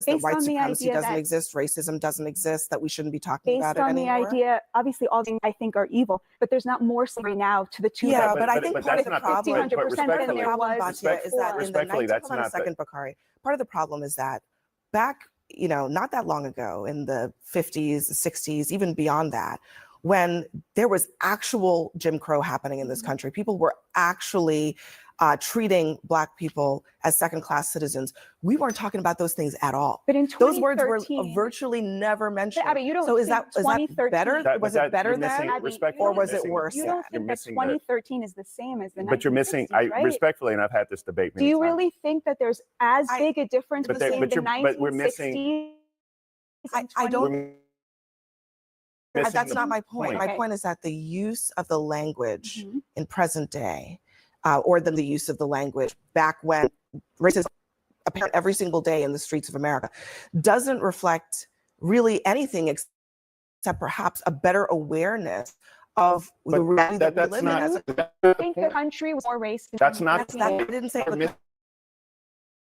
Missing the forest for the trees, because what you have to realize is that the remnants of slavery that emerged through Black codes, which were enforced by what is modern day police, what you're talking about in Jim Crow, what you're talking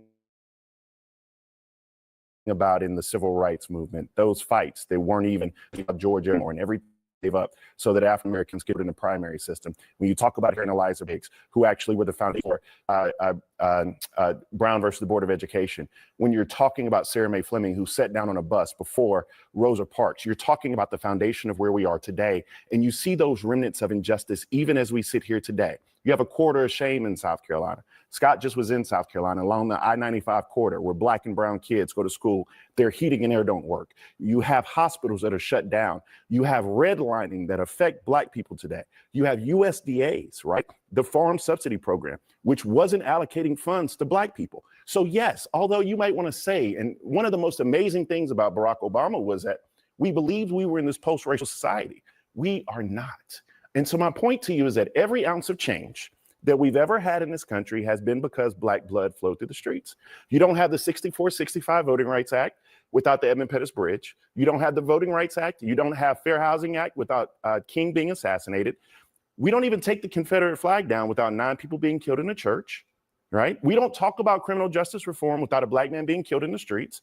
And so when we are articulating our views to you about the remnants thereof, I understand your point, that we are not shackled or in bondage like we were in slavery. However, we have never deconstructed the remnants, which still affect us today. Well, I also want to just add, Batia, but Batia, just as a factual matter, I mean, you're talking about a time period in which there was the first Black president elected in the country. Mhm. There was the Mother Emanuel massacre that happened in during his presidency, which was, last I checked, about racism and white supremacy. So there have been moments when we have actually correctly in this country grappled with those very things because they've been put on the agenda by our fellow Americans. So I don't understand the desire to try to avoid that when it's not as if it's gone. I mean, people are literally still killing people in this country because of the color of their skin, and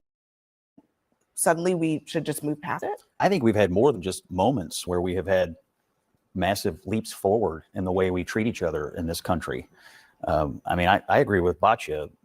Where we sit today is vastly different than where we sat in the 1960s or the 1920s or the 1860s. I don't think anybody's disputing that. And it's not even close. It's I don't know, but I don't think anybody's disputing that. I think it's just a question of, do we need to just stop talking about it because we're not in Jim Crow I don't think anyone's anymore? proposing that, but what I do think he is proposing, and I think this is worth discussing, is that as we go into our 250th anniversary, how are we presenting ourselves to the world? Are we presenting ourselves as a country that is obsessed with our worst moment, or are we presenting ourselves as a country that managed to overcome our worst moment and have been improving ever since? It's not about being obsessed with our worst moment. I mean, again, I think it's an important part. last year, 17 million people visited the Museum for African American History, History and Culture.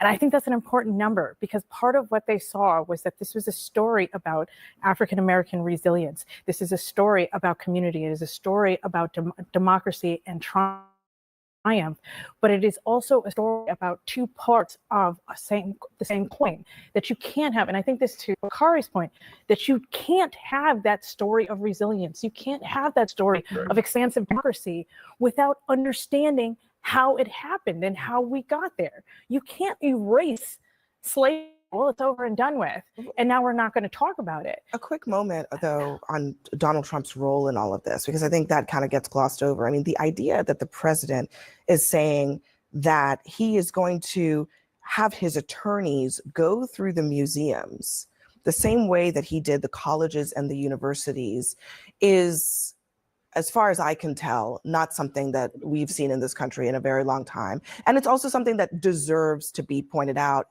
as not normal. I think it's not normal, but also, is this a good use of time for the president of the United States to be doing this? I think you saw that clip in 2017 when he was praising the African American History Museum. He was talking about his tour and the visit. I'm not sure what changed from now until then. I'm not aware of other exhibits or other like language being inserted into anything that's being, shown at the museum. What's changed is the backlash on the right. Yeah, against anything that has to do with race. And he's leaning into that because that is where his political base is. But we also have a responsibility to the facts and to actual history, not just the version that suits us in this political moment. I don't think that, I think that the president is throwing stuff against the wall even when he tweets stuff like this. And I think that you have to be cautious about discounting people for their remarks, particularly when you have the president of the United States. But coming from the South where I'm from, you don't have to necessarily read about your history in history books, which is fascinating because you go to the barbershop and people tell you about when King came to town. I mean, people actually, they slept on jailhouse floors, they smelled the bullets come by. And so you have this griot type of culture. The danger, however, is not with Donald Trump, who's an 80-year-old man. And this is what we haven't tackled. The danger is with people like Dylan Roof, who had as much hate in his heart as Lester Maddox and other individuals during that time period. We have an entire generation who will discount that history. And I prefer, and I think this, kind of to your point, progressives and liberals and even people to the right, particularly now, have gone to this point where we don't want to have the free flow and exchange of ideas, where we cancel people who have ideas that are different from yours. And I think we have to get back to a point of having more education, more books, more museums, more history in those museums, more exchange of ideas so that we become a more educated country. Because right now I feel like this country's dumb as hell. All right, we'll leave it at that. Next for us, a red state is now giving teachers ideology tests to weed out the woke.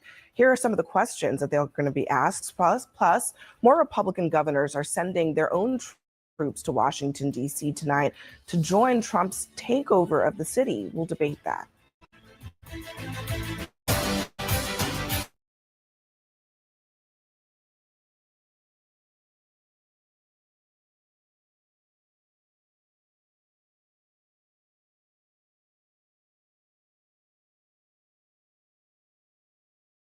Family and fellow soldiers, I'm the professor, and this is the moment of truth. The Orange Man is making headlines again, this time for saying that he wants to review the Smithsonian's exhibits because, as he put it, everything discussed is how horrible our country is, how bad slavery was, and how unaccomplished the downtrodden have been. Some of Trump's administration operatives wrote a letter to the Smithsonian Institute's secretary saying that their goal is to celebrate American exceptionalism, remove divisive or partisan narratives, and restore confidence in our shared cultural institutions. Well, for the record, American slavery was a shared institution. Everybody was involved. People of all colors were there. Black people were being beaten, raped, lynched, and killed, and white people were the ones doing the beating, raping, lynching, and killing. Black people certainly weren't doing that to themselves.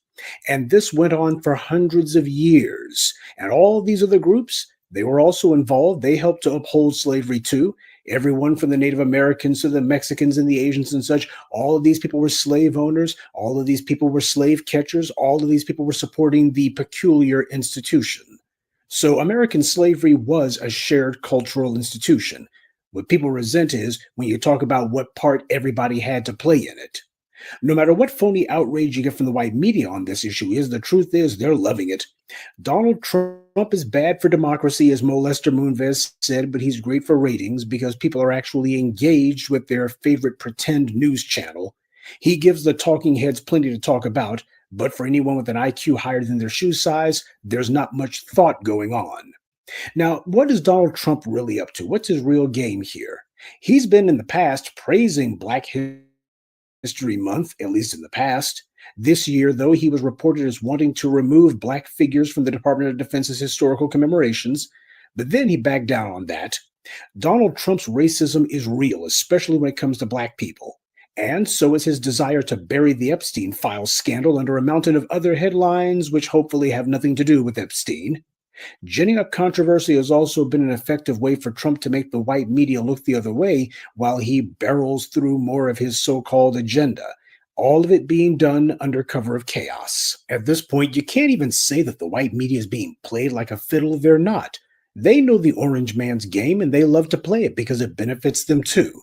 All right, now, what are the chances that Trump is actually able to do any of this? Hard to say right now. The Smithsonian is not an executive branch agency. It's actually a trust that was set up in the 1840s by a Brit, no less, and it's supported by federal funds. So does Donald Trump actually have the ability to control the Smithsonian's exhibits? That's a serious legal question, but as it stands for Donald Trump, it's actually a win-win scenario. If he goes to court and they crush him and show that he doesn't have the authority to curate the Smithsonian's exhibits, well, at the very least, he gave a temporary sugar rush to his base, and they'll look and say, well, at least he tried and he sent a message.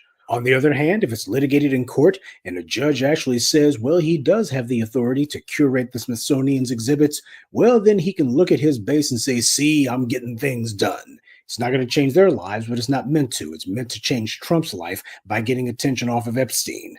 Black history, however, is the real issue here. And why is it that there's not actually a defense against what Trump's attacks are doing? That's because Black history has been under relentless assault by Republican politicians for years now. That's not new. The problem isn't that the GOP is being typically racist. The problem is that Democrats who claim to be so concerned, they are not and have utterly refused to make an issue out of defending Black history being taught in schools or preserved in the public square. Neither the Democrats nor their on-air or online mouthpieces are treating any of this as the political and historical crisis that they claim to want you to think that it is. Instead, they're just twiddling their thumbs about it. Where are the Democrats who are promising to gut every bit of censorious GOP legislation that tries to whitewash history? Where are they at? Where's the Democrats at who are running on a platform of reinforcing the teaching of Black history? If they actually do believe that teaching the history of slavery in America is an important part of the American story, then where are they at to say that we're going to stand up for it no matter what? They call themselves removing it over the GOP. The next time the Democrats are in charge, we're going to reinforce it. Well, they're not there. They're not saying anything. And that inaction tells you everything. While you have the left corner of the white media pointing out that Trump wants to focus on feel-good history for white people, the real question is, why aren't Democrats running on a platform to not only resist these specific policies, but to also promise that they will reinforce and expand the teaching of slavery? You push, we push back harder. Where are they to do that on this issue? Instead, they're just giving the usual tisk-tisk about the orange man's latest performative extremism. Well, that's meaningless. For the last several years, we've seen this in places like Florida, Texas, and Louisiana, the iron triangle of stupid.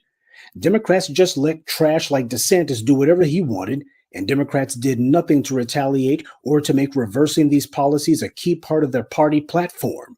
And then we have the shills, suck-ups, and sellouts who tell us that we have to vote Democrat because of this. Okay, and what have the Democrats said that they're going to do about any of these anti-Black policies?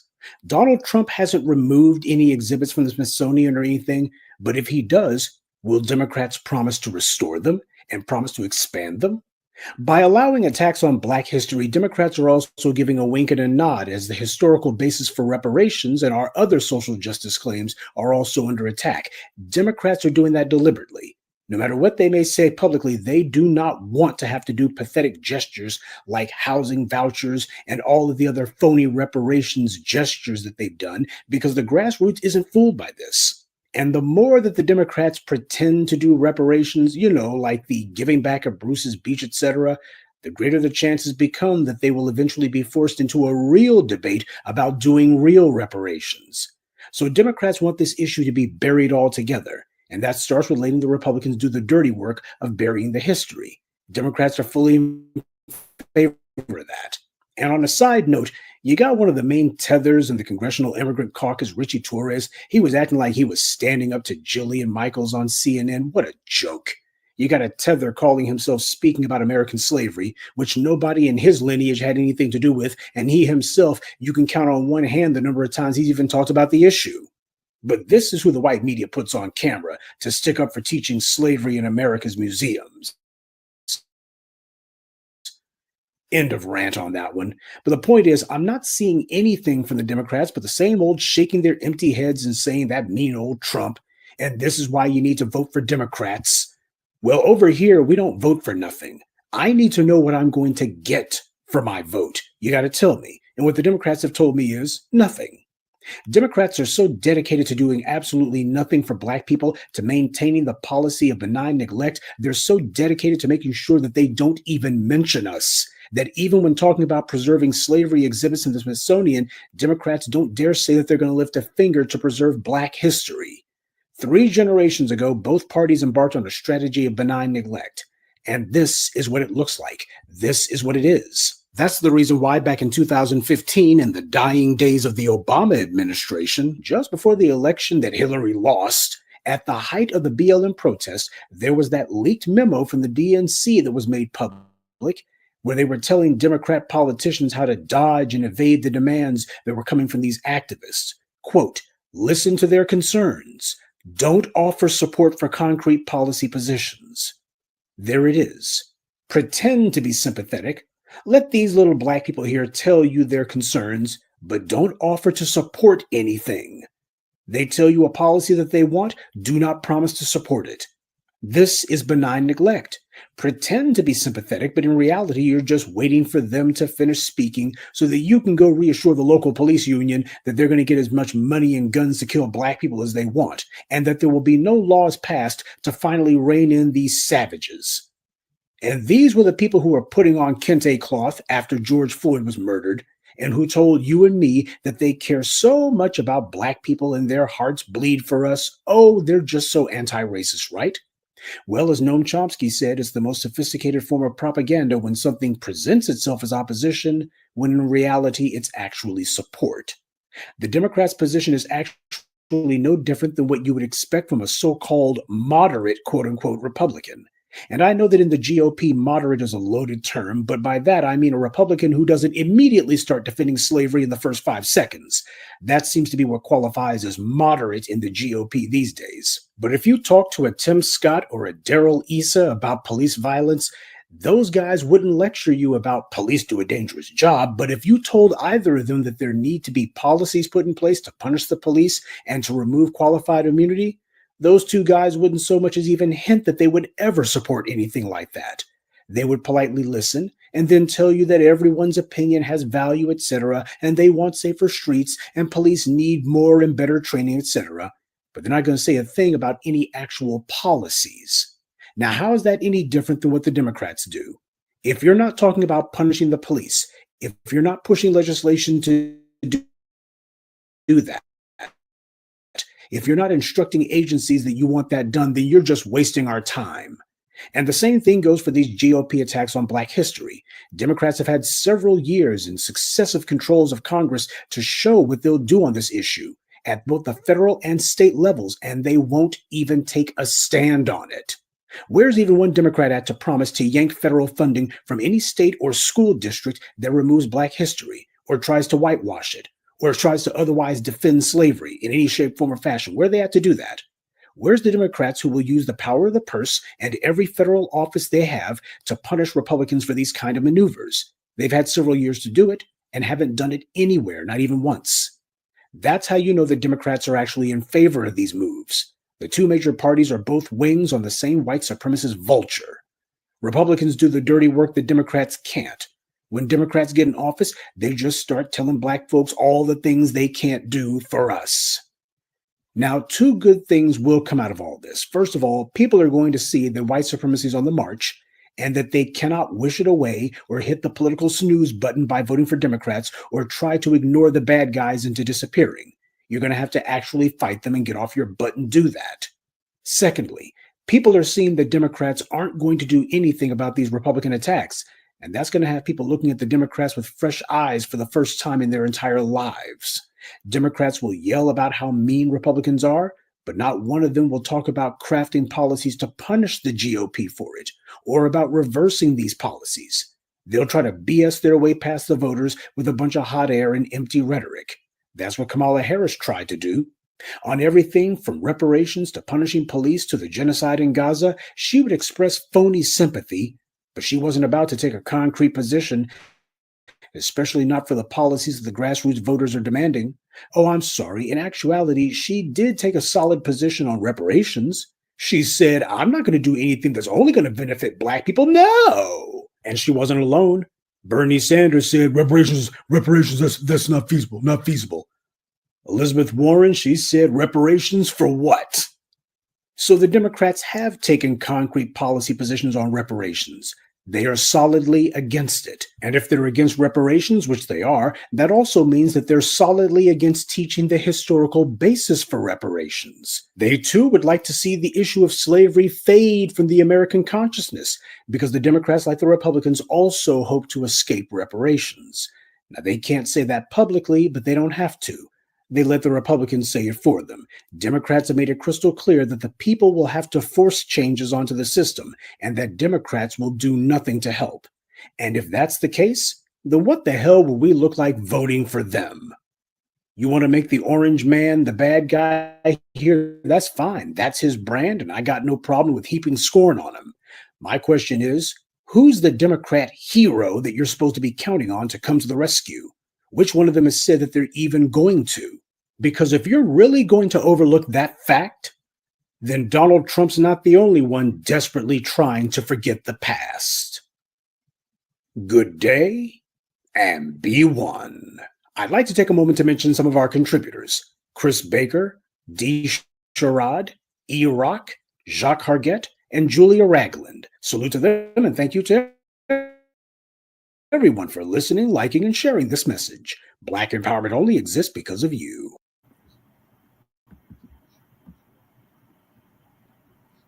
All right, so that's that. The dump threatened Smithsonian over slavery. So the next topic is Native Americans, the $5 Indians. Keep telling us that we were already here, but these ones that keep talking about they are Native Americans, they have their tribal cards. They're in fear of deportation now under the dump. ICE is deporting tribal citizens. But wait, I thought y'all were original natives. How you getting deported and you're the original people of this land? Something's not adding up. So Lisa gonna give us an update on it.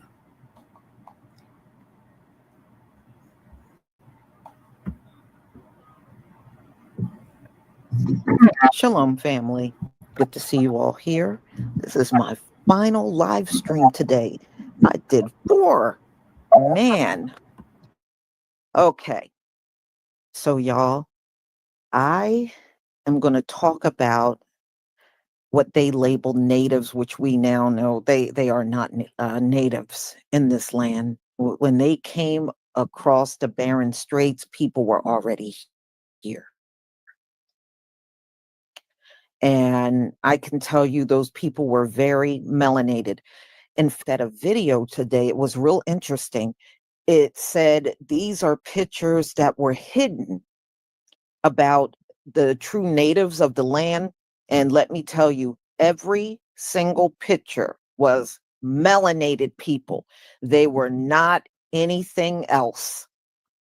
So Turtle Island was very melanated. Woolly haired and melanated. Okay. And we know they've been hiding this mess. And, you know, they think we don't know. and they have a fear of us finding out, but they're not very good at hiding things. They just think they are, that type of thing. So, yeah, it's been busy. It's been busy. I still got to get the orders together tonight. If you want to order, as long as you get it in before midnight, it will go out tomorrow. So you still have time if you're interested in purchasing something. All right. So we're going to talk about this. They are complaining because they're saying they're being harassed by wants these people out of here. He wants them off of these reservations and out of this country because he said they falsified who they are. And it's not just them. This government took part in labeling these people as natives. They didn't really take it upon themselves to do it. This government had a lot to do with it too. It is taking the identity away from us and putting it on others. They've been doing this forever now, since they've been in the land. So I want you to hear what some of them have to say and what some of our people have to say. Let me share my screen and we'll get started.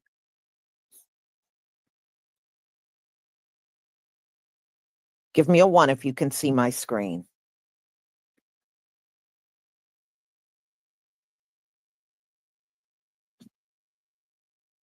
Thank you.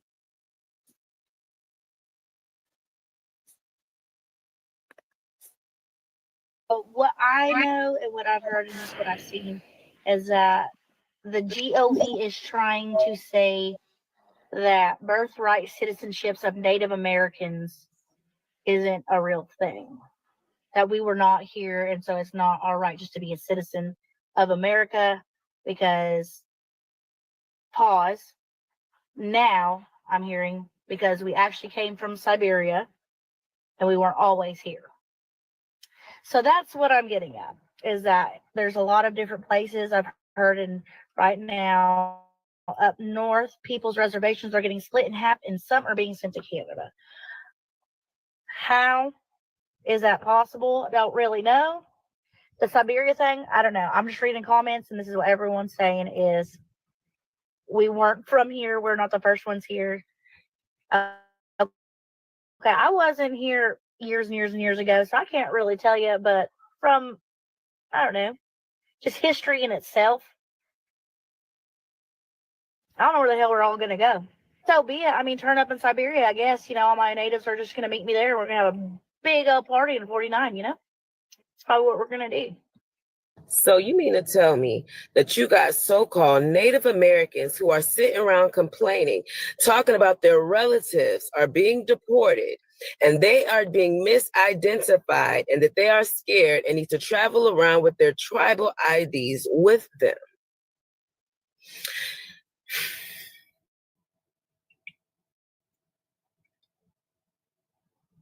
And they also said that it's not them, these are their cousins that's being deported. Now I got a question. Foundation of Black Americans and Foundation of Black Americans alone. If you ain't a Foundation of Black Americans, this question is not for you. Foundation of Black Americans and Foundation of Black Americans alone. Do any of y'all got a cousin that could be deported? Any of y'all? Any?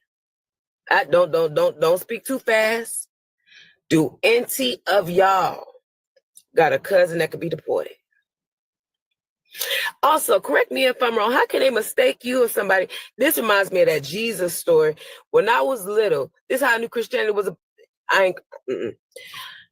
When I was little, and I heard that story of Jesus escaping to Egypt. How the hell can you escape and blend in somewhere if none of the people look like you?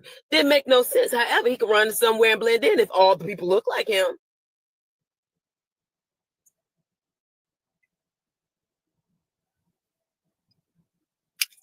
And also, riddle me this. I seen a comment saying, it'll reach a point to where tribal IDs will not matter no more. History always repeats itself with a broken heart. So I'm guessing that's a Native American that left that comment. But I'm just sitting here thinking, I'm smoking and thinking. I'm sipping and thinking. What did you mean by that? Because history repeating itself for us is still here. Bad or good, no matter which part of history you want to pull. You want to pull our creations, you want to pull out slavery, you want to pull out the way they enslaved us on our own plantation, you want to pull out anything, it's all here. What do you mean by history will repeat itself and your tribal IDs will not matter no more? It's almost like you trying to say, and I'm just trying to put two and two together because that comment, it was equaling 5. Because it's almost like you're saying that you made a deal with somebody that has crossed you before, and you're at risk of them crossing you again. But I don't know. Why is my people so in a frenzy about the Native Americans being detained and deported? Help it make sense. I mean, just make it make sense. Our government don't need them anymore. Their purpose has been served. They living on federal subsidized land, not paying taxes, and they getting money from our government. And they not even the original people of this land. They're from Siberia. They came onto our land and they befriended and betrayed our people, sided with the Spaniards, helped conquer our land and enslave our people. And when we was freed from slavery, they were the last ones to free their slaves. They didn't even want to free us. And see, our government knows who the true indigenous people of this land is. And when our people become known as the true indigenous people of this land, all those taxes that our ancestors them paid and that we done paid, they got to get it back to us. So basically, fuck a reparation, we want restoration. Time for a change. Educate yourself. Knowledge is key. Know who you are, know self. Continue to grow and stay woke.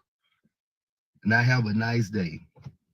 Trump is showing no discrimination even towards Native American Indians. So if you look right here, you will see raising race. So I'll zoom in on this so you can see it. But this headline, NBC News, by the way, we know that's an accurate news source.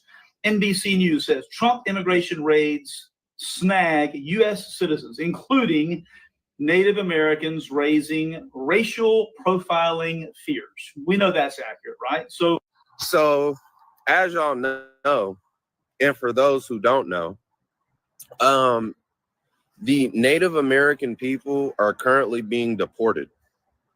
And now you may be wondering, how can you deport somebody who's native to this land, who's indigenous to this land?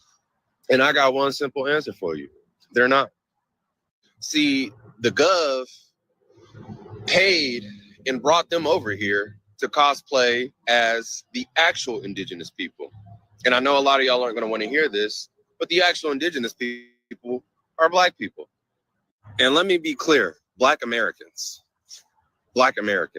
And technically, we shouldn't even refer to ourselves as that for legal reasons. But for the sake of this video, and that's what most people are familiar with, that's what we'll go with. And before all y'all get in the comments talking about what's your source, oh, you're just yapping. My genealogy is my source. Just looking at my genealogy debunks the whole Atlantic slave trade. So let's start there. And so they migrated over here to cosplay as us. And this can give some context as to why Black people have been reclassified so many times. There are so many different names for Black people if you look throughout history. And this is why. Because if I don't teach you who you are, if you don't know who you are, well, then I can put somebody else in your place to cosplay as you. So you don't reap the benefits of your shit. And so therefore I can take your stuff and put a patent on it. And, you know, yeah. Those people that y'all think are Native American, or those people that pop up in your mind when you hear the term Native American, are actually Siberians. They come from Asia. They come from the East. So, and we know how our government gets down. You know, I use you for whatever agenda, for whatever plan I have in store. And then once I don't need you anymore, I kick you to the curb. That's all that's taking place. ICE has started detaining Native Americans during their immigration sweeps. And because immigrants are not getting due process, they will be deported. So far, there are reports of this happening in both Arizona and New Mexico.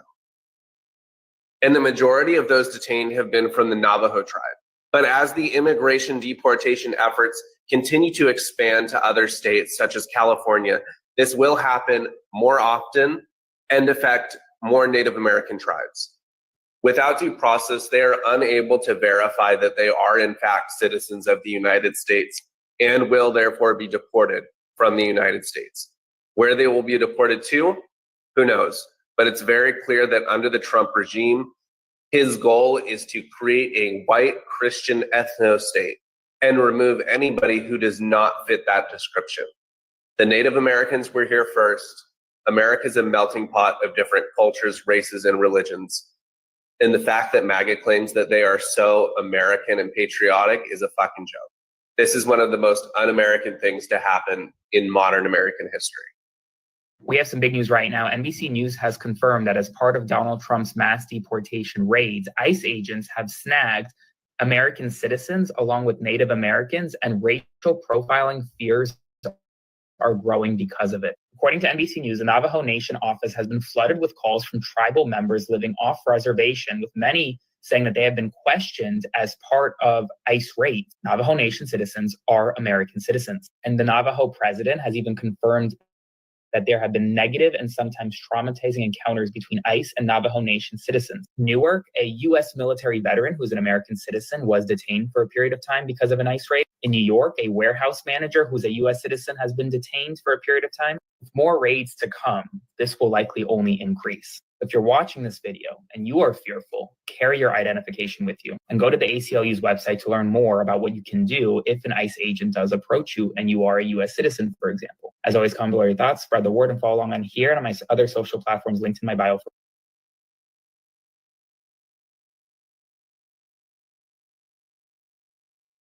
Okay, y'all. So what's happening now is a lot of the reservations, people are splitting now. And quite a few of them are now running into Canada because Canada is not doing this, you know, all this deportation stuff. So a lot of the people from these reservations are going into Canada so that they don't get deported. Donald Trump wants to send these people back to Siberia. That's where he wants to send them. And I think that ultimately the majority of them are going to go into Canada. They're not going to just be a sitting duck. They're just going to forget trying to fight this government because they're not going to be able to fight it. Donald Trump wants them out of here. They're not going to be able to fight the government. So ultimately, they'll just run into Canada where they're not going to be hassled. That's what I think they will do. And they're already doing this right now. So they're aware. You know, I think many of them know exactly that they come out of Siberia, you know, because there are some videos of them talking about it. I just couldn't get those videos because they had music playing in the background. But many of them know they originated out of Siberia and not here.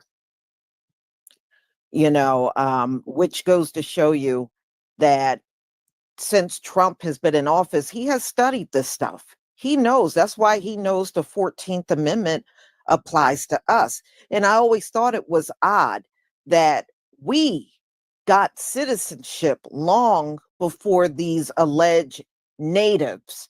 They didn't get it until 1924. And it never made sense to why we got it before them and they were so-called natives. Now it makes sense. I think even back then they knew that they were not real natives because they took their time giving them citizenship. citizenship. Remember, it was still the 1800s when we got ours. They didn't get theirs until 1924. That says a lot right there, you know? And like the one woman said, they got cousins that are being deported. Well, then that tells me you couldn't possibly be Native. You know, I mean, look, we know our families aren't going to get deported. So that says a lot right there. Siberia.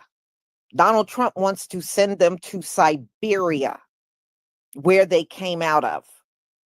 That's where he wants them to go.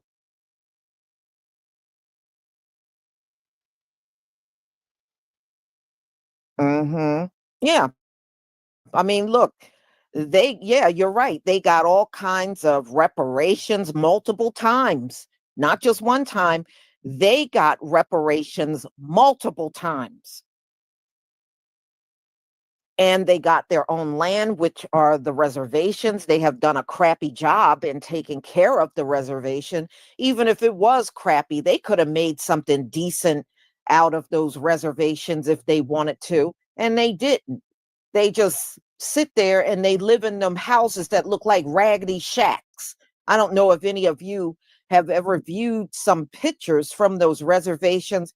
Those houses are shacks. And it looks like they haven't improved the land since they've been in it. So that's where it stands right now. You know, I think many of them are going to be gone before they have the opportunity to deport them. But they are complaining that ICE keeps harassing them. That's what they keep complaining about.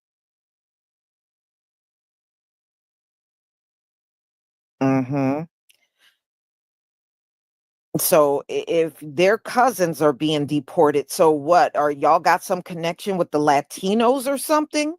You know, because that's what I'm starting to think. So then you really couldn't be real.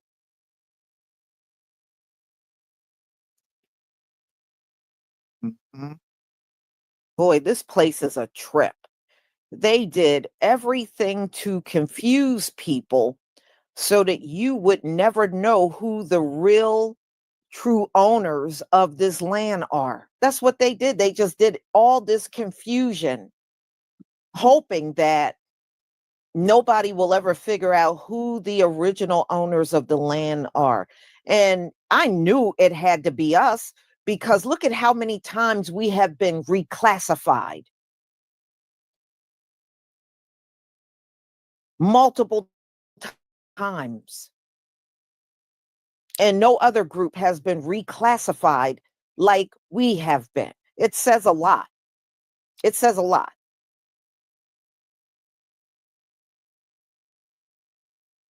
If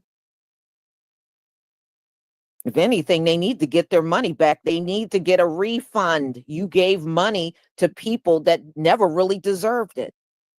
They didn't deserve that money.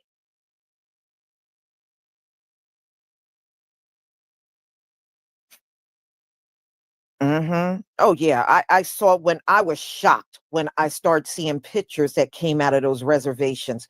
Those people will live in squalor. They really will. And they have all this time. And I was like, well, that doesn't make sense. Y'all got reparations multiple times. You got the casinos. You got all this money given to you. You could have fixed that land up 1,000 times over by now. They could have done a lot with that land, and they have failed to do it.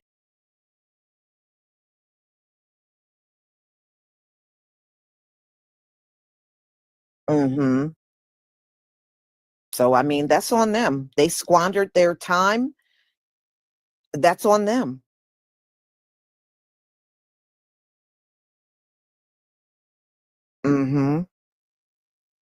And plus, they're big adversaries of ours, too. If you go out on TikTok, they don't do nothing but fight with us. And I was like, those are not our people. You know, this it takes me back to that chart where they got Native American on the chart. If these folks are Siberian, they originally come out of Siberia, then that's a Gentile that you done put on the chart, on that Hebrew chart. You put Gentiles on there. No, those are not our people. You put Gentiles on the damn chart.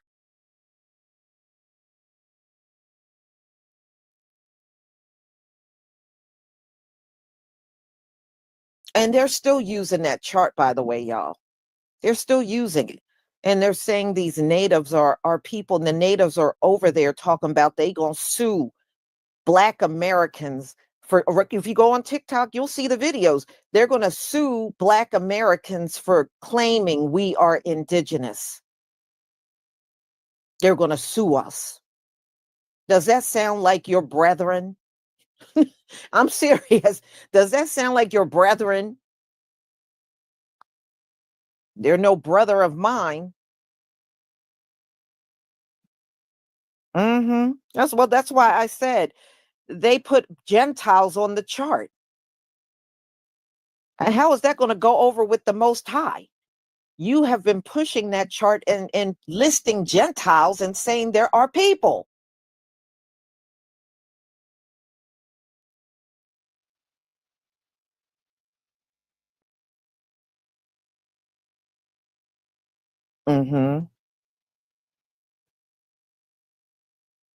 Yeah, well, I don't care what they do.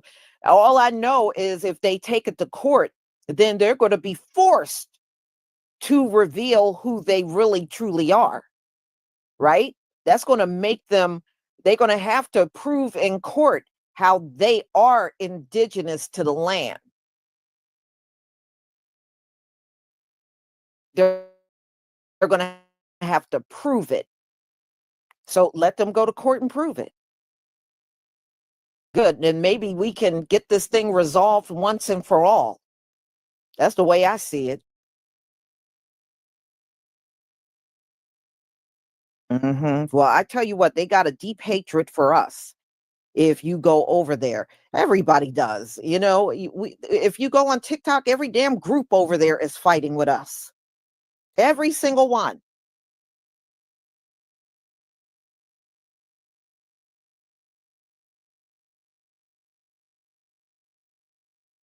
I mean, it's unreal, but I'm kind of glad that the Most High is showing us, you know, these are not your people. They don't like you, and they're not like you. And none of them, if you notice, none of them are cleaving. None of them, even these natives, they're not cleaving. They're not. None of these groups are. So the ones that do, it's going to be very few. I can see that the Gentiles going into the kingdom, it's going to be very small, because see any of them stepping up and trying to cleave to us yet. We don't see it. We see them trying to fight with us and complain about us, but they're not cleaving. And that says a lot.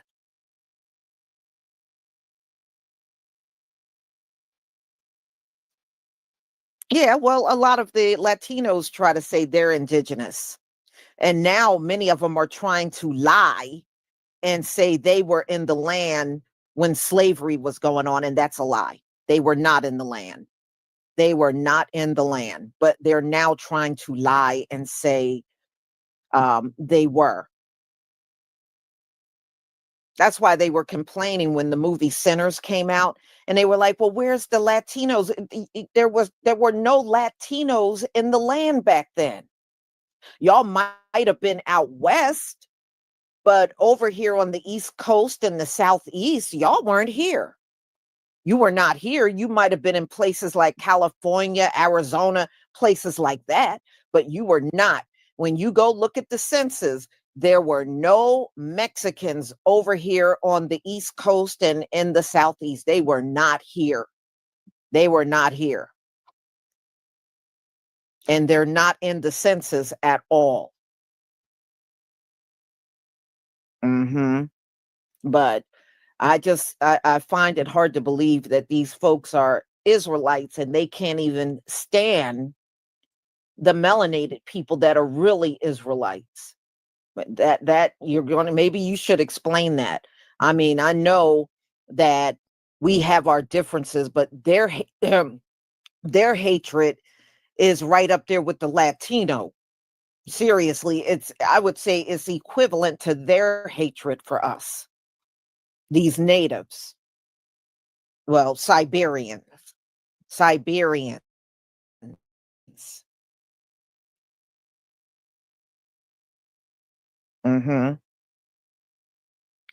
So, y'all, I'm going to go ahead and conclude. This is my final live stream for today.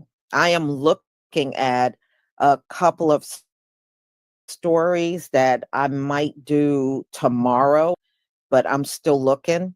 But no, our people, by the way, I want to make a correction, did not bomb Iran. Iran made a statement. I think somebody did not understand what they were reading. Iran made a statement that they were ready if Israel ever tried to attack them again, they're ready. That's all I saw that came out in the news over the last few days. Them making that statement. That's it. So, y'all, on that note,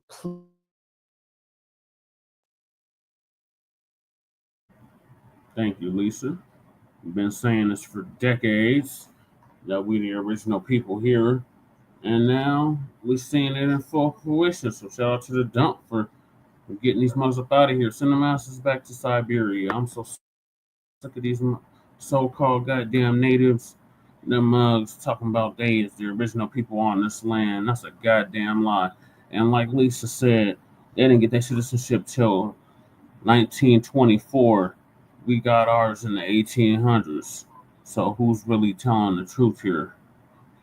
And then, like she said, they just as racist as the damn Latinos. I done got into it with these mugs in person and online about their so-called nativeness. The mugs ain't no goddamn natives. They're a bunch of fucking imposters from damn Siberia. And they take their ass back to Siberia. Stop talking about, you're on indigenous land. We are the original people of this land. No, we're the original people of this land. And that's what they didn't want us to know. And that's why they kept reclassifying us over and over and over and over and over again. Every 20, 30 years, our classification changes. We're the only people in this country whose classification changes every 20, 30 years. That's not a coincidence. Black Aboriginal FBA, Foundational Black American Family, that's by design. They didn't want us to know that this was our land. They want us to think that our land is somewhere far off in Africa somewhere.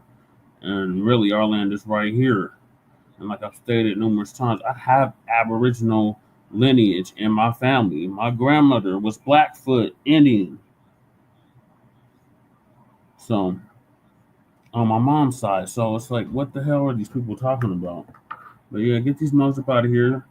Cause like, get them damn Latinos up out of here, and let the original stewards of the land reclaim our land. All right, so moving along to the last topic, and that is punctuality. Black people, Black Aboriginal people, so-called people of color, have a hard time with being on time because time is a new concept to us. Originally, we didn't really have this notion of time, so or being on time. So our brother Black Truth United is going to give us an update on why we need to be more punctual.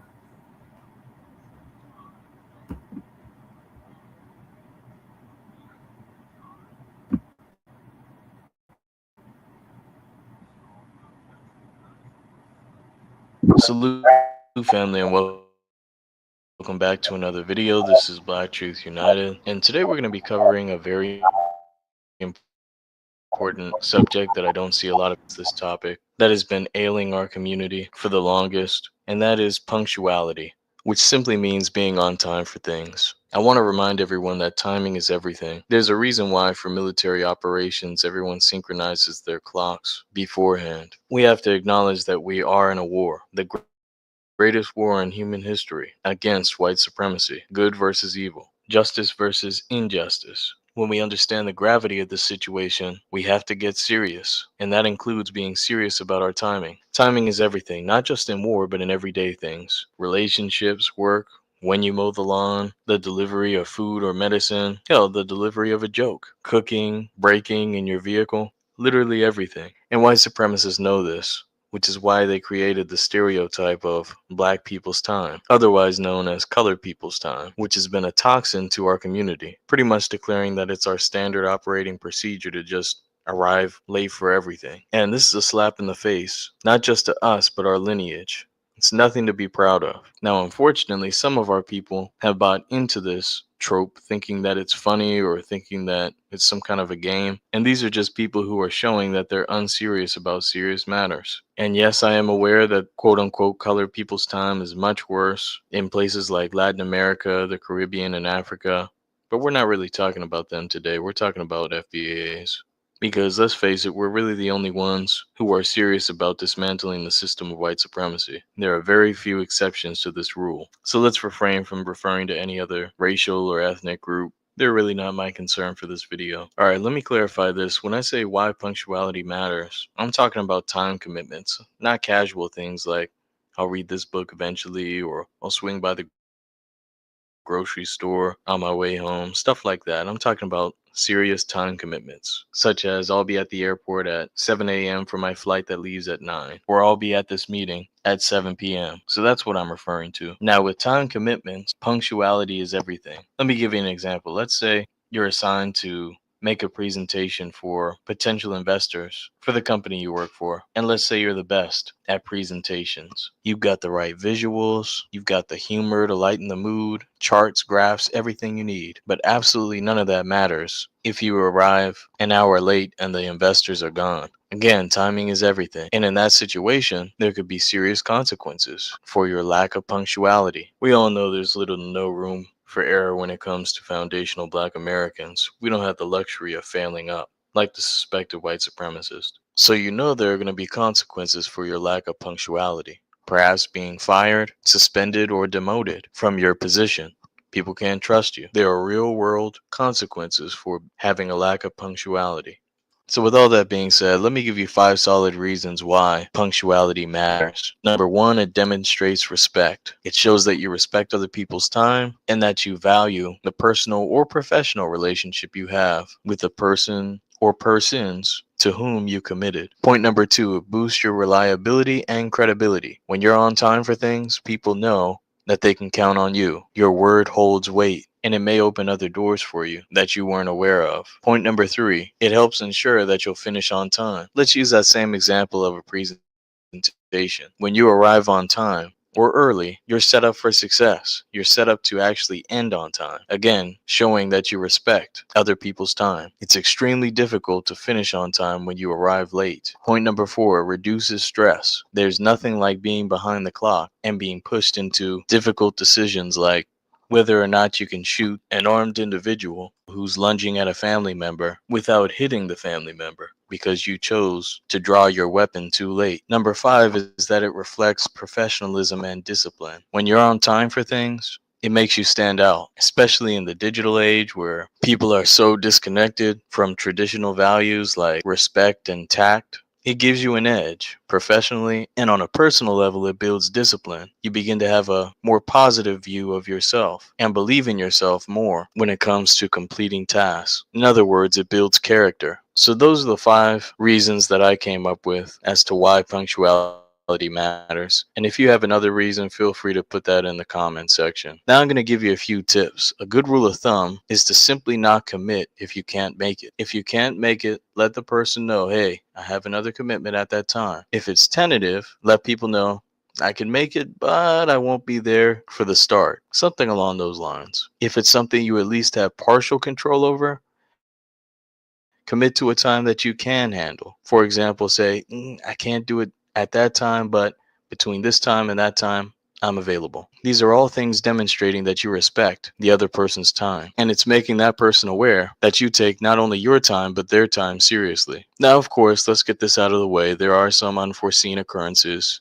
If you recall in my series regarding the code for Black businesses, I covered this. If there's an accident on the highway or a family emergency, something like that that you can't control, just do your best to inform whoever it is that there will be a delay, and don't make it a habit. Also, when something happens, be sure to give a sincere apology and make steps to make sure that that doesn't happen again. I don't care if you have to set 100 alarms. I don't care if you have to make alternate routes. I don't care if you have to wake up an hour or two earlier. Make the adjustments necessary to be punctual. A wise man once taught me that on time is late for a leader. Of course, in our case, with the Black grassroots, the code is the leader, but on a small scale, you may be a community leader, or definitely, if you're a man, a leader of a household. But this message definitely resonated with me, and it taught me that it's important to be punctual for everything. Am I perfect? No, but I certainly am well above average when it comes to being punctual. Hell, I'm the type of person, if the commitment is serious enough, I'd rather show up an hour early and be sitting in the parking lot waiting rather than to show up 5 minutes late. I'm that type of person. It just baffles me how people, but especially grown people, can be so passive about being late for things. We've got to be serious as far as our timing. Timing is everything. And yes, for those who are religious, yes, the Bible does back this up. So let's reject this notion, this stereotype, this bad rap that has been placed upon us of this Black people's time, colored people's time nonsense. And let's respect one another enough to be punctual. And let's not just be punctual when it comes to massa. It never ceases to amaze me how a certain sector in our community will speed down a highway, California roll every stop sign, and run into the office to quickly punch in on time from massa. But when it comes to our own people, our own family, our own meetings, our own business commitments, all of a sudden being on time doesn't matter. Again, family, let's bury this stereotype of Black people's time.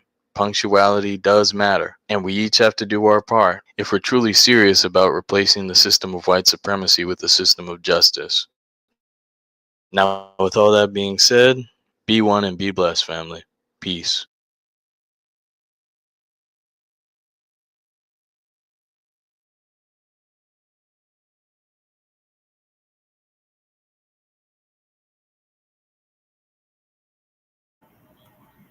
All right, thank you, Black Truth United, for that.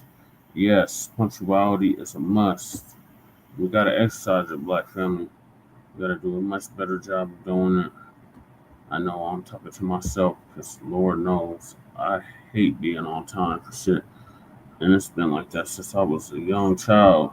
I hated being on time for school. I hated being on time for work. I just hated it, man. I noticed when I was on time for things, it made things a lot smoother. It was a lot less stressful, and I was able to get stuff accomplished that I normally wouldn't have got accomplished if I was late. So that's all I have for y'all this afternoon now. Thank y'all for tapping in. Make sure y'all like and subscribe. And make sure y'all check us out tomorrow for a brand new episode of the Front Line Blacc News, Season 5, Episode 22.